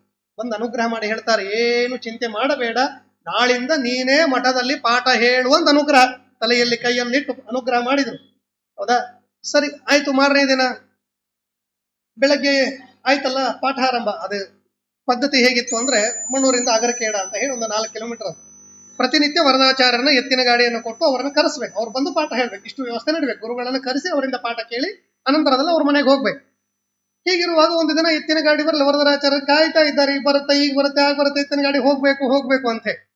ಅವರಂದ್ರು, ಏನು ಎತ್ತಿನ ಗಾಡಿ ಬರಲಿಲ್ಲ, ಮಠದಲ್ಲಿ ಪಾಠ ಇಲ್ಲ ಅಂದ್ರೆ ಊಟ ಇಲ್ಲ ಅಂತ ಅರ್ಥ. ಇದು ಒಂದೇ ಅಲ್ಲ, ಎಲ್ಲಾ ಮಠಕ್ಕೂ ಸಾಧಾರಣವಾದದ್ದು. ಪಾಠ ಇವತ್ತಾಗಲಿಲ್ಲ ಅಂದ್ರೆ ಈ ಮಠ ಮಂದಿರಗಳನ್ನು ಈಗ ನೋಡಿದಾಗ ಅದು ದೊಡ್ಡ ಸಂಸ್ಥಾನ ಪೂಜೆ, ತೀರ್ಥ ಪ್ರಸಾದ, ಸಾವಿರಾರು ಜನ ಭಕ್ತರು, ಇದು ಎಷ್ಟು ಮಹತ್ವದ್ದೋ ಅಷ್ಟೇ ಮಹತ್ವ ಎಲ್ಲಾ ಮಠಗಳಲ್ಲಿಯೂ ಪಾಠಕ್ಕಿದೆ. ಎಲ್ಲಾ ಪೀಠಾಧಿಪತಿಗಳು ಅವರ ಗುರುಗಳಿಗೆ ಅವರ ಶಿಷ್ಯಂದರಿಗೆ ಎದ್ದು ಪಾಠ ಹೇಳದೆ ಪೂಜೆ ಇಲ್ಲ, ತೀರ್ಥ ಪ್ರಸಾದಗಳು ಇಲ್ವೇ ಇಲ್ಲ. ಆ ಪದ್ಧತಿ ಯಾವಾಗಲೂ ಇದ್ದದ್ದು ಅಂತ ಹೇಳಿ. ಆಗ ಅನ್ಕೊಂಡ್ರಂತೆ, ಅಯ್ಯೋ ಇವತ್ತು ಪಾಠ ಇಲ್ಲ ಅಂದ್ರೆ ಊಟ ಇಲ್ಲ, ರಘುತ್ತಮ ತೀರ್ಥರು ಇನ್ನೂ ಸಣ್ಣವರು, ಅವರಿಗೆ ಪಾಪ ತೊಂದರೆ ಆಗಬಾರದು ಅನ್ನುವ ದೃಷ್ಟಿಯಿಂದ ವರದರಾಜಾಚಾರ್ಯ ಅವರೇ ನಡ್ಕೊಂಡ್ ಬರ್ತಾ ಇದ್ದಾರೆ. ಇನ್ನೇನು ಬಂದ್ರು, ಮಠದ ಸಮೀಪ ಬರ್ತಾರೆ. ಬಂದಾಗ ಅವರಿಗೇನು ಆಶ್ಚರ್ಯ, ಶಬ್ದ ಕೇಳ್ತಾ ಇದೆ ಒಳಗಡೆ, ಪಾಠ ಹೇಳುವ ಶಬ್ದ. ಏನು ಪರಮಾದ್ಭುತವಾದಂತಹ ವಿಷಯಗಳನ್ನ ಅಲ್ಲಿ ಹೇಳ್ತಾ ಇದ್ರು. ಅದು ಸುದೆಯಲ್ಲಿ ಬಂದಂತಹ, ಅದು ಮೊದಲು ತತ್ವಪ್ರಕಾಶ ಪಾಠ. ಅದನ್ನ ಕೇಳ್ತಾ ಇದೆ. ಹೊರಗಡೆ ಬಂದ್ರು ಗುರುಗಳು, ಪಾಠ ಹೇಳುವುದು ಕೇಳ್ತಾ ಇದೆ. ಅತ್ಯಂತ ನಿರರ್ಗಳವಾಗಿ ಹೇಗೆ ರಘುತ್ತಮರು ಪಾಠ ಹೇಳ್ತಾ ಇದ್ರು ಅಂದ್ರೆ, 16 ಸಲ ತತ್ವಪ್ರಕಾಶಿಕೆಯನ್ನ ಅಧ್ಯಯನ ಮಾಡಿದ ವ್ಯಕ್ತಿ ಎಷ್ಟು ಸುಲಲಿತವಾಗಿ ಅದನ್ನ ಪಾಠ ಹೇಳಬೇಕೋ ಅಷ್ಟು ಸುಲಲಿತವಾಗಿ ಪಾಠವನ್ನ ಹೇಳ್ತಾ ಇದ್ದಾರೆ. ಅದನ್ನ ಕೇಳಿ ವರದರಾಜಾಚಾರ್ಯರಿಗೆ ಆಶ್ಚರ್ಯ ಆಯ್ತಂತೆ. ಏನ್ ಅದ್ಭುತವಾದದ್ದು ಇದು ಗುರುಗಳ ಮಹಾತ್ಮ್ಯ ಅಂತ ಹೇಳಿ ಅಲ್ಲಿ ಅವರು ಹೋಗಿ ನಮಸ್ಕಾರವನ್ನು ಮಾಡ್ತಾರೆ. ಸ್ವಾಮಿ, ಎಷ್ಟು ಅದ್ಭುತವಾದ ರೀತಿಯಲ್ಲಿ ಪಾಠ ಹೇಳಿದ್ದೀರಿ. ನಾನು ನಿಮಗೆ ಗುರುಗಳಲ್ಲ, ನಾನು ನಿಮಗೆ ಶಿಷ್ಯ ಅಂತ ಹೇಳಿ ಅವರ ಶಿಷ್ಯತ್ವವನ್ನ, ಗುರುಗಳು ಶಿಷ್ಯನ ಶಿಷ್ಯತ್ವವನ್ನ ವಹಿಸ್ತಾರೆ ಅಂತ ಹೇಳಿ ಇಷ್ಟು ಅದ್ಭುತವಾದ ರೀತಿಯಲ್ಲಿ ನಡೆಯುವಂತಹ ಅದ್ಭುತ. ಅದಾದ ಮತ್ತೆ ಇನ್ನೊಂದು ಇದೇ ತರಹದ ಘಟನೆ. ಸುಧೆಯ ಪಾಠವನ್ನ ಹೇಳುವಾಗ ಮತ್ತೆ ರಘುತ್ತಮರಿಗೆ ಒಂದು ಗೊಂದಲ ಆಯ್ತಂತೆ. ಆದಾಗ ಏನ್ ಮಾಡಬೇಕು ಅಂತ ಗೊತ್ತಾಗದೇ ಇರುವಾಗ ಮತ್ತೆ ಗುರುಗಳು ಸ್ವಪ್ನದಲ್ಲಿ ಬರ್ತಾರೆ. ಇಂತಹ ಪತ್ರದಲ್ಲಿ ನಿಮಗೆ ಬಂದ ಸಂದೇಹಕ್ಕೆ ಉತ್ತರ ಇದೆ, ತೆಗೆದು ನೋಡಿ. ಇಂತಹ ಪ್ರಸಂಗ ಇನ್ನು ನಿಮ್ಮ ಮುಂದೆ ಜೀವನದಲ್ಲಿ ಎಂದಿಗೂ ಬರೋದಿಲ್ಲ ಅಂತ ಗುರುಗಳ ಆಶೀರ್ವಾದ ಮಾಡ್ತಾರೆ. ಆ ಮಾರನೆಯ ದಿನ ಅದ ಆರಭ್ಯ ರಘುತ್ತಮರಿಗೆ ಎಂದೂ ಕೂಡ ಜ್ಞಾನದಲ್ಲಿ ವಿಸ್ಮೃತಿ ಅನ್ನೋದು ಬರಲಿಲ್ಲ ಅಂತ ಹೇಳಿ. ಒಂದು ಕೂದಲೆಳೆಯಷ್ಟು ಕೂಡ ಇದರಲ್ಲಿ ಹೀಗಿರಬಹುದಾ ಅನ್ನುವ ಸಂಶಯ ಬರಲಿ, ಹೀಗೆ ಅಂತ ಹೇಳಿ ನಿರ್ಣಯವನ್ನ ಮಾಡಿ ಅವರು ಪರಮಾದ್ಭುತವಾದ ರೀತಿಯಲ್ಲಿ ಪಾಠ ಪ್ರವಚನಾದಿಗಳನ್ನ ಮಾಡಿದ್ರು. ಈಗೂ ಕೂಡ ಸುದೆಯಲ್ಲಿ ಬಹುಲಂ ತಣಿ ಅನ್ನುವಂತಹ ಒಂದು ವಾಕ್ಯ ಬರುತ್ತೆ. ಎಂತೆಂತಹ ದೊಡ್ಡ ದೊಡ್ಡ ವಿದ್ವಾಂಸರು ತಲೆ ಕೆಳಗಡೆ ಮಾಡಬೇಕಾಗತ್ತ ಆ ವಾಕ್ಯಾರ್ಥವನ್ನು ಹೇಳುವಾಗ. ಅಂತಹ ವಾಕ್ಯಾರ್ಥವನ್ನ ಬಹಳ ಸುಲಲಿತವಾಗಿ ರಘುತ್ತಮ ತೀರ್ಥ ಶ್ರೀಪಾದಂಗಳವರು ಎಲ್ಲರಿಗೂ ಉಪದೇಶವನ್ನ ಮಾಡ್ತಾರೆ. ರಘುಪತಿ ತೀರ್ಥರು ಅಂತ ಹೇಳಿ ಅವರಿಗೊಬ್ಬರ ಶಿಷ್ಯರು. ಅವರು ಬಹಳ ಅದ್ಭುತವಾದ ರೀತಿಯಲ್ಲಿ ಕಾಶಿ ಪಟ್ಟಣದಲ್ಲಿ ಒಬ್ಬ ವ್ಯಕ್ತಿ ಒಬ್ಬ ವಿದ್ವಾಂಸನನ್ನ ಸೋಲಿಸಿ ಅವನ ಹತ್ತಿರ ಇದ್ದ ಚಕ್ರಶಂಕವನ್ನು ತಮ್ಮ ಹತ್ರ ಇಟ್ಕೊಂಡ್ಬಿಟ್ಟಿದ್ರಂತ. ಏನಿದೆ ನಿನ್ನ ಹತ್ರ ಕೊಡು, ವಾದ ಮಾಡ್ತೀಯಾ, ಏನ್ ಕೊಡ್ತೀಯ ನನಗೆ? ಈಗ ಹೀಗೆ ವಾದ ಇರೋದೇ ಹಾಗೆ ಅಂತೆ. ವಾದ ಮಾಡ್ತೀಯಾ, ನಿನ್ನ ಹತ್ರ ಏನಿದೆ ಎಲ್ಲ ನನಗೆ ಕೊಡ್ಬೇಕು. ನಿನ್ ಬಿರುದು ಬಾವಲಿಗಳಿರ್ಬೋದು, ನಿನ್ನ ಹತ್ರ ಏನು, ಅವನ ಹತ್ರ ಶಂಖಚಕ್ರ, ಚೆನ್ನಾಗಿರೋ ಶಂಖಚಕ್ರ. ಇವನು ಹೇಳಿದ ಕಾಶಿ ಪಂಡಿತ, ಅದು ಸೋಲಿಸಿ ನಾನು ನಿನ್ ಸೋತ್ರ ಕೊಡ್ಬೇಕು. ಸೋಲಿಸಿ ಇಟ್ಕೊಂಡ್ಬಿಟ್ಟಿದ್ದಾನೆ. ಅದು ರಘುಪತಿ ತೀರ್ಥರಿಗೆ ಗೊತ್ತಾದಾಗ ಅವರು ಹೋಗಿ ಅಲ್ಲಿ ವಾದವನ್ನ ಮಾಡಿ ಆ ಎರಡನ್ನ ಶಂಖಚಕ್ರವನ್ನ ತೆಗೆದುಕೊಂಡು ಒಂದು ಗುರುಗಳಿಗೆ ಸಮರ್ಪಣೆ ಮಾಡ್ತಾರೆ ಅಂತ ಹೇಳಿ. ಹೀಗೆ ಅವರು ಸ್ವಲ್ಪ ಪೀಠ ಅಲಂಕಾರ ಮಾಡೋಕ್ಕಿಂತ ಮುಂಚೆ ವೃಂದಾವನ ಸ್ಥಾನ ಕಥೆ ಬರುತ್ತೆ. ಮುಂದೆ ರಘುತ್ತಮ ತೀರ್ಥರ ಶಿಷ್ಯಂದರ ಪ್ರಸಂಗ ಬರುತ್ತೆ. ಹೌದಾ? ಅವರು ಮಾಡಿದ ಅದ್ಭುತವಾದಂತಹ ಕಾರ್ಯಗಳಲ್ಲಿ ಇಬ್ಬರು ಶಿಷ್ಯಂತರವರೆಗೆ. ಹೌದಾ? ಒಬ್ಬರು ವೇದವ್ಯಾಸ ತೀರ್ಥರು, ಇನ್ನೊಬ್ಬರು ವೇದೇಶ ತೀರ್ಥರು ಅಂತ ಹೇಳಿ. ವೇದವ್ಯಾಸ ತೀರ್ಥರು ಯದ್ಯಪಿ ಸುಮ್ಮನೆ ಪಾಠವನ್ನ, ಈ ರಘುವರ್ಯ ತೀರ್ಥರು ರಘುತ್ತಮ ತೀರ್ಥರ ಕಾಲದಲ್ಲಿ ಒಂದು ಮಾತನ್ನ ಹೇಳ್ತಾರೆ, ಇನ್ನೂ ಅದ್ಭುತವಾದ ಮಾತು. ಈಗ ಹೇಗೆ ನಾವೆಲ್ಲ ನಮ್ಮ ಪೀಠಾಧಿಪತಿಗಳು ಗುರುಗಳ ಹತ್ರ ಒಂದು ಶಾಲಾ ಹಾಕ್ಸ್ಕೊಂಡು ನಾನು ಪಂಡಿತ ಅಂತ ಹೇಳ್ಸ್ಕೋತೀವಿ, ಹಾಗೆ ಆ ಪ್ರಸಂಗದಲ್ಲಿ ಯಾರಾದರೂ ಒಬ್ಬರು ಇವನು ಪಂಡಿತ ಅಂತ ಅನ್ನಿಸಿಕೊಳ್ಳಬೇಕು ಅಂದ್ರೆ ಆಗ ರಘುವರ್ಯ ತೀರ್ಥರ ಹತ್ತಿರ ಬಂದು ಅವರೇನಾದರೂ ಇವನು ಪಂಡಿತ ಅಂತಂದ್ರೆ ಅದು ಹೈಲಿ ಸರ್ಟಿಫಿಕೇಟ್ ಅಂತ. ಎಷ್ಟು ಅದ್ಭುತ ಅಂದ್ರೆ ಇವನು ರಘುವರ್ಯ ತೀರ್ಥರ ಹತ್ರ ಹೋಗಿ ಆ ಮಹಾಪಂಡಿತ ಅಂತ ಅನ್ನಿಸಿಕೊಂಡು ಬಂದವನು ಅಂದ್ರೆ ಮುಗಿದ ಅದೇ ಸುಧಾ ಪಂಡಿತ. ಈಗಿನ ಪಂಡಿತರ ಲೆಕ್ಕಕ್ಕೆ ಅದು ಬಹಳ ಅದ್ಭುತವಾದದ್ದು ಅಂತ ಹೇಳಿ. ಅಷ್ಟು ಇಡೀ ಎಷ್ಟು ಡಿಗ್ರಿಗಳಿದೆಯಲ್ಲ ಎಲ್ಲವನ್ನ ಮುಗಿಸಿದ ವ್ಯಕ್ತಿ ಏನ್ ಪಡಿತಾನಲ್ಲ ಮರ್ಯಾದೆನ ಆ ಪ್ರಸಂಗದಲ್ಲಿ ಪಡಿತಾ ಇದ್ರು ಅಂತೆ. ಅಂತಹ ಜ್ಞಾನ ಪರಂಪರೆ ಅವರದು. ಅಂತಹ ಜ್ಞಾನ ಪರಂಪರೆಯಲ್ಲಿ ಬಂದ ರಘುತ್ತಮ ತೀರ್ಥರ ಹತ್ತಿರ ಅನಂತ ವ್ಯಾಸಾಚಾರ್ಯರು ಅಂತ ಹೇಳಿ ವೇದವ್ಯಾಸ ತೀರ್ಥರ ಪೂರ್ವಾಶ್ರಮದ ನಾಮ ಅವರು ಬರ್ತಾರೆ. ಸುಮ್ಮನೆ ಬಂದ ಅವರು ಅವರ ಪಾಂಡಿತ್ಯವನ್ನು ನೋಡಿ ಬೆರಗಾಗಿ ಸ್ವಾಮಿ ನಾನು ಶಿಷ್ಯನಾಗ್ತೇನೆ ಅಂತ ಹೇಳಿದ್ರೆ ಆಯ್ತು ಅಂತ ಹೇಳಿ ಅವರಿಗೆ ಅನುಗ್ರಹವನ್ನ ಮಾಡಿ ಆಶ್ರಮವನ್ನ ಕೊಟ್ಟು ವೇದವ್ಯಾಸ ತೀರ್ಥರು ಅಂತ ಹೇಳಿ ಕೊಡ್ತಾರೆ. ಮುಂದೆ ಇನ್ನೊಬ್ಬರಿಗೆ ಆಶ್ರಮ ಕೊಟ್ಟದ್ದು ವೇದೇಶ ತೀರ್ಥರು. ಅವರು ಕೂಡ ಬಹಳ ಅದ್ಭುತವಾದಂತಹ ಪಾಂಡಿತ್ಯವನ್ನ ಹೊಂದಿದಂತಹ ವ್ಯಕ್ತಿಗಳು. ಅವರ ಕಥೆ ಅಂತೂ ಇನ್ನೂ ಅದ್ಭುತವಾದದ್ದು. ಹೌದಾ? ಅಗ್ರತೋ ನಾರಸಿಂಹಶ್ಚ ಅನ್ನುವಂತಹ ಶ್ಲೋಕವನ್ನ ಹೇಳಿ ಅವರು ಚಿನಿವಾರ ಮನೆತನವನ್ನ ಬಂಗಾರವನ್ನು ಮಾಡುವಂತಹವರು, ಮಾರಾಟ ಮಾಡುವವರು. ಅವರು ನಿತ್ಯ ಆ ಶ್ಲೋಕ ಹೇಳಿ ಹೋಗ್ತಾ ಇರಬೇಕಾದಾಗ ಕಳ್ಳರು ಅವರನ್ನು ಹಿಡಿಬೇಕು ಅಂತ ಬಂದಾಗ ಮುಂದೆ ನರಸಿಂಹದೇವರು ರಾಮ ಕೃಷ್ಣ ಹಿಂದೆ ಅವರನ್ನ ನೋಡಿದಾಗ ರಾಮ ಲಕ್ಷ್ಮಣ ಕೃಷ್ಣ ಅವರನ್ನ ನೋಡಿದಾಗ ಕಳ್ಳರು ಹೋಗಿ ಕೇಳ್ತಾರೆ, ಸ್ವಾಮಿ ನೀವು ಇಟ್ಕೊಂಡಿದ್ರಲ್ಲ ಇವ್ರು ಎಲ್ಲಿಯವರು, ಎಲ್ಲಿಂದ ಬಂದ್ರು ಅಂತ ಕೇಳ್ತಾರೆ. ಆಗ ಅವರಿಗೆ ಆಯ್ತಂತ ಜ್ಞಾನೋದಯ ಆಯ್ತು, ಏನಪ್ಪಾ ಇದು ಕಳ್ಳರಿಗೆ ದರ್ಶನ ಕೊಟ್ಟ ದೇವರು ನನ್ ಕೊಡ್ಲಿಲ್ಲ ಅಂತ ಹೇಳಿ ಅಲ್ಲಿ ರಘುತ್ತಮ ತೀರ್ಥರ ಹತ್ತಿರ ಬಂದು ವಿಶಿಷ್ಟವಾದ ರೀತಿಯಲ್ಲಿ ಸನ್ಯಾಸಾಶ್ರಮವನ್ನು ತೆಗೆದುಕೊಂಡು ವೇದೇಶ ತೀರ್ಥರು ಅನ್ನುವಂತಹ ನಾಮಾಭಿಧರಾಗ್ತಾರೆ. ಮುಂದೆ ರಘುತ್ತಮ ತೀರ್ಥರ ಸಂಚಾರದ ಪ್ರಸಂಗ ಬಂದಾಗ ಅವರು ತಮಿಳುನಾಡಿಗೆ ಬರ್ತಾರೆ. ಮುಂದೆ ಪೀಠ ಕೊಡುವ ಪ್ರಸಂಗ ಬಂತು. ಇಬ್ಬರು ವೇದವ್ಯಾಸ ತೀರ್ಥರು ವೇದೇಶ ತೀರ್ಥರು ಇಬ್ಬರು ಶಿಷ್ಯಂದ್ರಲ್ಲ, ಅಲ್ಲಿ ಇಬ್ಬರು ಶಿಷ್ಯಂದರಿದ್ದಾಗ ಯಾರಿಗೆ ಪೀಠ ಕೊಡಬೇಕು ಅನ್ನೋದು ಆ ಪ್ರಸಂಗದಲ್ಲಿ ಗುರುಗಳು ಶಿಷ್ಯಂದ್ರ ಮೇಲೆ ಬಿಟ್ಬಿಟ್ರು. ನೋಡಪ್ಪ ನೀವಿಬ್ಬರಿದ್ದೀರಿ, ಈ ಇಬ್ಬರಲ್ಲಿ ಯಾರಿಗೆ ಪೀಠ ಬೇಕು ನೀವು ಹೇಳಿ ಅಂದಾಗ ವೇದೇಶ ತೀರ್ಥರು ಹೇಳ್ತಾರೆ, ಅನುಜೋದಯ ಮಾಶಾಸೆ ನಾಶಾಸೆ ದೇಶ ದಿಗ್ಜಯಂ ಅಂತ ಹೇಳಿ. ಅವ್ರದ್ದು ಮಹಾವಿರಕ್ತ. ಮತ್ತು ವೇದವ್ಯಾಸ ತೀರ್ಥರ ವಿರಕ್ತಿನೂ ಪರಮಾದ್ಭುತವಾದದ್ದು. ಹೌದಾ? ವೇದೇಶ ತೀರ್ಥರು ನನಗೆ ಈ ದೇಶ ಬೇಡ, ದಿಗ್ವಿಜಯ ಬೇಡ, ರಥ ಪತಾಕಿಗಳು ಬೇಡ, ಆನೆ ಕುದುರೆ ಒಂಟೆಗಳು ಬೇಡ, ಯಾವುದು ಬೇಡ, ಯಾದವಾರ್ಯರು. ಹೌದಾ? ನನ್ನ ತಮ್ಮ, ಅವರ ಪೂರ್ವಾಶ್ರಮದ ತಮ್ಮ, ಅವನಿಗೆ ಜ್ಞಾನದ ಪಿಪಾಸೆ ಇದೆ, ಅವರಿಗೆ ನಾನು ಜ್ಞಾನವನ್ನ ಧಾರೆ ಎರೆದು ಕೊಟ್ರೆ ರಘುವರ್ಯ ತೀರ್ಥರು ರಘುತ್ತಮ ತೀರ್ಥರು ವೇದೇಶ ತೀರ್ಥರಲ್ಲಿದ್ದ ಎಲ್ಲ ಜ್ಞಾನ ಅದು ಯಾದವಾರ್ಯರಿಗೆ ಹೋಗುತ್ತೆ. ಇವತ್ತಿಗೂ ಕೂಡ ಯಾದವಾರ್ಯರನ್ನ ನಾವು ಎಷ್ಟು ಅದ್ಭುತವಾಗಿ ಟಿಪ್ಪಣಿ ಟೀಕಾ ಅವರು ಬರೆದಿರುವಂತಹ ವಿಷಯಗಳು ಬಹಳ ಅದ್ಭುತವಾಗಿ ಲೋಕದಲ್ಲಿ ಜನರಿಗೆ ಅನುಕೂಲ ಆಗತ್ತೆ. ಆದ್ದರಿಂದ ನನಗೆ ದೇಶ ದಿಗ್ವಿಜಯ ಬೇಡ ಅಂತ ಇವರಂದ್ರೆ, ವೇದವ್ಯಾಸ ತೀರ್ಥರು ಎಂತಹ ವಿರಕ್ತರು, ಅವರದು ನದಗ್ಧಮ್ಯಸ್ಯ ಕೋಪಿ ನಮ್ಮದು. ಹೌದಾ, ಹೇಳಿದ್ರಂದ್ರೆ ಇಲ್ಲ ಇವರಿಗೆ ವಿರಕ್ತಿ ಇಲ್ಲ ಅಂತ ಹೇಳಿ. ಆಗ ಸರಿಯಪ್ಪ, ನನ್ನ ವೈರಾಗ್ಯವನ್ನು ನಾನು ಹೇಗೆ ಸ್ಪಷ್ಟಪಡಿಸಬೇಕು? ಅವರೇ, ನಿಮ್ಮ ಕೌಪೀನವನ್ನು ಅಗ್ನಿಯಲ್ಲಿ ಹಾಕಿ ಸ್ವಾಮಿ, ಅಗ್ನಿಯಲ್ಲಿ ಕೌಪೀನ ಸುಡಲಿಲ್ಲ ಅಂದ್ರೆ ನೀವು ವಿರಕ್ತರನ್ನು ಒಪ್ಕೋತೀವಿ ಅಂತ ಹೇಳಿ. ಸರಿ ಆಯ್ತು ಅಂತ ಹೇಳಿ ಹುಟ್ಟಿ ಕೌಪೀನವನ್ನು ತೆಗೆದು ಅಗ್ನಿಯಲ್ಲಿ ಹಾಕಿದ್ರೆ ನದಗ್ಧಂ ಯಸ್ಯ ಕೌಪೀನಂ. ಹೌದಾ, ಬೆಂಕಿಯಲ್ಲಿ ವಸ್ತ್ರ ಹಾಕಿದ್ರೆ ಸುಡದೇ ಇರತ್ತಾ? ಆದ್ರೆ ಗುರುಗಳ ವಸ್ತ್ರ ಸುಡಲಿಲ್ಲ. ಇವರೆಂತಹ ಮಹಾವಿರಕ್ತರು ಅಂತ ಹೇಳಿ. ಈ ತರಹ ಇಬ್ಬರು ಶಿಷ್ಯಂದ್ರು ಮಹಾವಿರಕ್ತರು ಅಂತ ಹೇಳಿ ವೇದವ್ಯಾಸ ದೇವತರು ಮುಂದೆ ಪೀಠಾಲಂಕರಣವನ್ನ ಮಾಡ್ತಾರೆ. ವಿದೇಶ ತೀರ್ಥರು ಮಣ್ಣೂರಿನಲ್ಲೇ ಇದ್ದು ಯಾದವಾರ್ಯರಂತಹ ಮಹಾನುಭಾವರಿಗೆ ಪರಮಾದ್ಭುತವಾದಂತಹ ಅನುಗ್ರಹವನ್ನ ಮಾಡ್ತಾ ಅವರು ಗ್ರಂಥ ರಚನೆಗಳಲ್ಲಿ ಆಸಕ್ತರಾಗ್ತಾರೆ. ರಘುತ್ತಮ ತೀರ್ಥರಿಗೆ ಇರುವಂತಹ ಪರಮ ಅದ್ಭುತವಾದಂತಹ ಒಂದು ಬಿರುದಿದೆ, ಶಿಷ್ಯ ಶಿಷ್ಯ ಶಿಷ್ಯಾದ್ಯ ಟಿಪ್ಪಣ್ಯಾಚಾರ್ಯ ಸಂಧಿತಾಹ ಅಂತ ಹೇಳಿ ನಾವು ಕೇಳ್ತೀವಲ್ವಾ. ಹಾಗೆ ವೇದವ್ಯಾಸ ತೀರ್ಥರು ಮಹಾ ಅದ್ಭುತವಾದ ಗ್ರಂಥಕಾರರು. ಟೀಕಾ ಟಿಪ್ಪಣಿಗಳನ್ನು ಅವರು ಪರಮಾದ್ಭುತವಾದ ರೀತಿಯಲ್ಲಿ ಬರೆದಿದ್ದಾರೆ. ವೇದೇಶ ತೀರ್ಥರು ಕೂಡ ಹಾಗೆ ಛಾಂದೋಗ್ಯ ಭಾಷ್ಯ, ತಲವಕಾರ ಭಾಷ್ಯ, ಕಾಟಕ ಭಾಷ್ಯಗಳಿಗೆ ಪರಮಾದ್ಭುತವಾಗಿ ಎಷ್ಟು ಸುಲಭವಾಗಿ ಅರ್ಥೈಸಿಕೊಳ್ಳುವ ಹಾಗೆ ಅವರು ಟೀಕಾ ಟಿಪ್ಪಣಿಗಳನ್ನ ಅರ್ಥಗಳನ್ನ ಬರೆದಿದ್ದಾರೆ. ಅಂದ್ರೆ ಕಾಟಕೋಪನಿಷತ್ತಿನಲ್ಲಿ ರಾಯರು ಮತ್ತೆ ವೇದೇಶ ತೀರ್ಥರು ಇಬ್ಬರು ಕೂಡ ಪರಮಾದ್ಭುತವಾಗಿ ಒಂದು ಸಣ್ಣ ವಿಷಯವನ್ನ ನಿರೂಪಣೆ ಮಾಡಿಕೊಡ್ತಾರೆ. ಅದು ರಘುತ್ತಮ ತೀರ್ಥರಿಂದ ಬಂದದ್ದು. ಎಷ್ಟು ಸುಲಲಿತ ಅಂದ್ರೆ, ಒಂದು ಮಾತನ್ನ ನಾವೆಲ್ಲ ಮಾತಾಡ್ತಾ ಇರ್ತೇವೆ, ಹರಟೆ ಹೊಡಿತಾ ಇರ್ತೇವೆ, ಹಾಗೆ ಕೆಲವೊಂದಕ್ಕೆ ಅರ್ಥನೇ ಇರೋದಿಲ್ಲ. ಹಾಗೆ ಕಾಟಕೋಪನಿಷತ್ತನ್ನ ವಿಷಯವನ್ನ ಹೇಳುವಾಗ ಅಲ್ಲಿಯೂ ಕೂಡ ಬರುತ್ತೆ. ಬಹಳ ಅದ್ಭುತವಾದ ಸಂಗತಿಯನ್ನ ಹಂಚಿಕೊಡ್ತಾರೆ ವೇದೇಶ ತೀರ್ಥರು. ನಚಿಕೇತನನ್ನ ಅವರ ತಂದೆ ಯಮಧರ್ಮರಾಜನಿಗೆ ಕೊಟ್ಟಾಗ ಇದು ಕೆಲವರಂತಾರೆ ಇದು ವೇಸ್ಟ್ ಅಂತ ಹೇಳಿ. ಯಾಕೆ? ನಾವು ಒಂದನ್ನ ದಾನವಾಗಿ ಕೊಟ್ಟಾಗ ಅದಲ್ಲಿ ಅರ್ಥಕ್ರಿಯಾಕಾರಿ ಆಗುವ, ಅದು ಉಪಯೋಗ ಆಗಿರ್ಬೇಕು. ಈಗ ಬೆಂಗಳೂರಂತ ಊರಲ್ಲಿ ಯಾರಾದ್ರೂ ಒಬ್ಬ ಆಚಾರ್ಯ ಆನೆ ತಂದ್ಕೊಟ್ರೆ ಏನಾಗತ್ತೆ? ಅದು ಸಾಧ್ಯ ಇಲ್ಲ, ಅದು ಕೃಷ್ಣಾರ್ಪಣ, ಅದು ತಗೊಳ್ಳಿಕ್ಕೂ ಯೋಗ್ಯ ಅಲ್ಲ ಇಂತಹ ಊರಿನಲ್ಲಿ. ಹೌದಾ? ಆ ತರಹ ಯಮಧರ್ಮರಾಜನ ನಚಿಕೇತ ಕೊಟ್ಟಾಗ ಏನ್ ಲಾಭ? ಹೌದಾ, ಏನ್ ಲಾಭ? ನಚಿಕೇತ ಯಮಧರ್ಮರಾಜನ ಸೇವೆ ಮಾಡ್ಬೇಕು ಅಂದ್ರೆ ಇಲ್ಲ, ಯಾಕಂದ್ರೆ ಅವ್ರು ದೇವತೆಗಳೇ ಅಲ್ಲಿ ಸೇವೆ ಮಾಡೋರು ಇರ್ತಾರೆ. ಇವನು ಮನುಷ್ಯ ಆದ್ದರಿಂದ ಅಲ್ಲಿ ಸೇವೆ ಮಾಡುವ ಹಾಗಿಲ್ಲ. ಹೌದಾ, ಇನ್ನೇ ವ್ಯರ್ಥ ಅಲ್ಲ. ಈಗ ಸೇವೆ ಮಾಡ್ಲಿಕ್ಕೆ ಅಂತ ದಾನ ಕೊಟ್ಟಾಗ ಸೇವೆ ಆಗ್ಲಿಲ್ಲ ಅಂದ್ರೆ ವ್ಯರ್ಥ ಆಯ್ತು. ಅದಕ್ಕೆ ವಿದೇಶ ತೀರ್ಥರು ರಾಯರಿಬ್ರು ಬಹಳ ಚೆನ್ನಾಗಿ ಅರ್ಥವನ್ನು ಬರಿತಾ ಹೇಳ್ತಾರೆ, ಇಲ್ಲಿ ನಮಗೆ ಮುಂದೆ ಜ್ಞಾನ ಲಾಭ ಇದೆ, ಅದಕ್ಕೆ ಈ ದಾನ. ಒಂದು ದಾನ ಕೊಟ್ಟಾಗ ಅದರಿಂದ ಲಾಭ ಆಗಿರ್ಬೇಕು.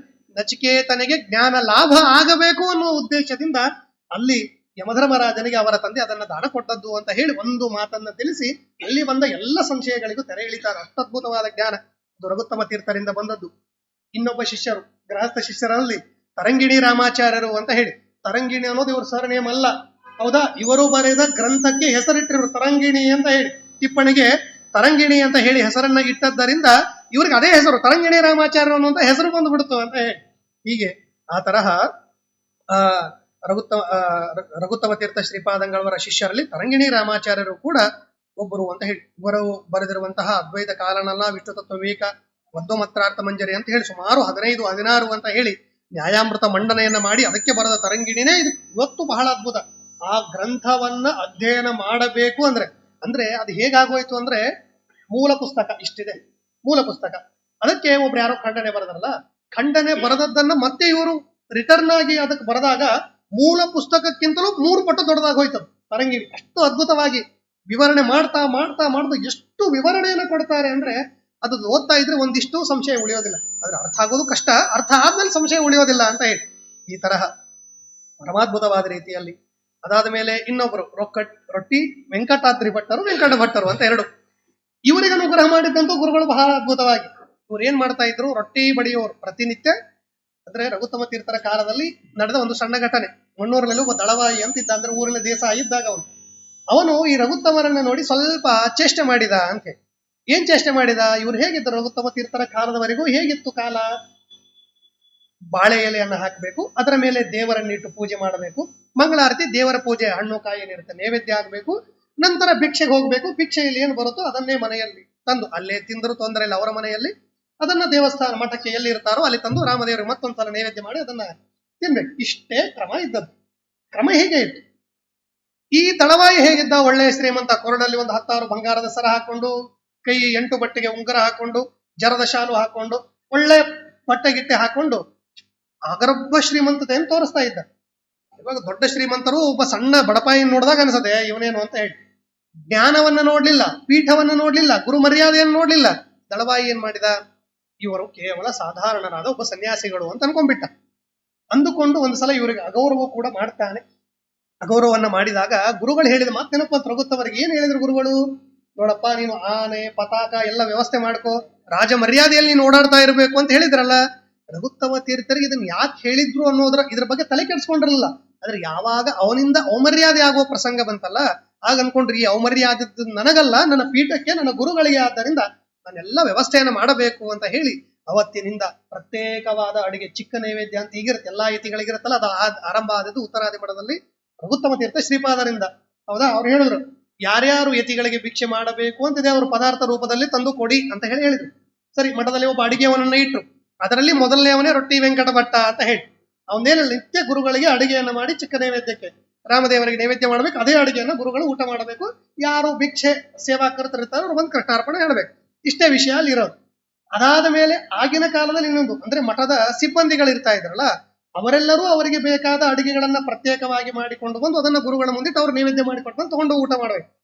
ಅದಾದ್ಮೇಲೆ ಇನ್ನೂ ಕಾಲ ಬದಲಾಯಿಸಿದ್ರು. ಮಠದ ಪರಿವಾರ ಅಂತ ಏನಿದೆ ಅದಕ್ಕೆ ಸಪರೇಟ್ ಆದ ಒಂದು ಅಡಿಗೆ, ಅವ್ರೇನ್ ಪ್ರತ್ಯೇಕ ಮಾಡ್ಕೊಳ್ಳೋ ಅವಶ್ಯಕತೆ ಇಲ್ಲ, ಅದನ್ನ ಮಠದಿಂದ ನಾವೇ ಮಾಡಿಸ್ತೀವಿ ಅಂತ ಅದೊಂದು ವ್ಯವಸ್ಥೆಯನ್ನು ಮಾಡಿದ್ರು. ಮಠದಲ್ಲಿ 2 ಅಡಿಗೆ ಆರಂಭ ಆಯ್ತು. ಒಂದು ಚಿಕ್ಕ ಅಡಿಗೆ ರಾಮದೇವರ ನೈವೇದ್ಯ, ಯತಿಗಳ ಭಿಕ್ಷೆಗೆ. ಇನ್ನೊಂದು ಅಡಿಗೆ ಇದ್ದ ಎಲ್ಲ ಪರಿವಾರದವರಿಗೂ ಯಾರಾದ್ರೂ ಬಂದ್ರೆ ಅವರಿಗೂ ಊಟದ ವ್ಯವಸ್ಥೆ ಮಠದ ಕಡೆಯಿಂದ ಆಗ್ಲಿ ಅನ್ನುವಂತಹ ವೈಭವನ್ನ, ಆನೆ ಕುದುರೆಗಳನ್ನ, ವಿಶೇಷವಾದ ರಥಗಳನ್ನ, ಎತ್ತಿನ ಬಂಡಿಗಳನ್ನ ರಘುತ್ತಮ ತೀರ್ಥರು ವ್ಯವಸ್ಥೆಯನ್ನು ಮಾಡಿದ್ರು. ಅದನ್ನ ನೋಡಿ ದಳವಾಯಿ ಗಾಬರಿಯಾದ ಅಂತ ಹೇಳಿ. ಮೊದಲೇ ಸಲ ಬಿಜಾಪುರಕ್ಕೆ ಹೋದಾಗ ಬಿಜಾಪುರದಲ್ಲಿದ್ದ ದೇಸಾಯಿ ಗುರುಗಳು ಬರ್ತಾ ಇದ್ರಲ್ಲ, ಅವನೇನ್ ಅನ್ಕೊಂಡ, ಬರ್ತಾರೆ ರಘುತ್ತಮ ತೀರ್ಥರು ಅಂದ್ರೆ ಶಾಟಿ ಬಟ್ಟಿ ಉಟ್ಕೊಂಡು ಹೆಗಲಿಗೊಂದು ದೇವರ ಪೆಟ್ಟಿಗೆ ಹಾಕೊಂಡ್ ಬರ್ತಾರೆ. ರಘುತ್ತಮ ತೀರ್ಥರ ಕಾಲದವರೆಗೂ ಸನ್ಯಾಸಿಗಳೇ ದೇವರ ಪೆಟ್ಟಿಗೆಯನ್ನು ಹೊತ್ಕೊಳ್ಳೋ ಕ್ರಮ ಇತ್ತು. ಬೇರೆಯವ್ರು ಯಾರು ದೇವರ ಪೆಟ್ಟಿಗೆಯನ್ನ, ರಾಮದೇವರ ಪೆಟ್ಟಿಗೆಯನ್ನು ಮುಟ್ಟುವ ಆಗಿರ್ಲಿಲ್ಲ. ಈಗೂ ಲಿಮಿಟೆಡ್ ಜನ ಇರ್ತಾರೆ, ಅವ್ರನ್ನ ಬಿಟ್ಟು ಬೇರೆ ಯಾರು ಮುಟ್ಟುವ ಹಾಗಿರೋದಿಲ್ಲ ಅಂತ ಹೇಳಿ. ಹಾಗೆ ದೇಸಾಯಿ ಅದೇ ಅನ್ಕೊಂಡಿದ್ದಾನೆ. ಬಿಜಾಪುರದಲ್ಲಿ ದೇಸಾಯಿ ಬರ್ತಾರೆ, ಗುರುಗಳು ಹೇಗ್ ಬರ್ತಾರೆ, ಹೆಗಲಿಗೊಂದು ಹಸಿವೆ ಹಾಕೊಂಡು ಪಾದಯಾತ್ರೆ ಕೈಯಲ್ಲಿ ದಂಡ ಹಿಡ್ಕೊಂಡು ನಡ್ಕೊಂಡ್ ಬರ್ತಾರೆ.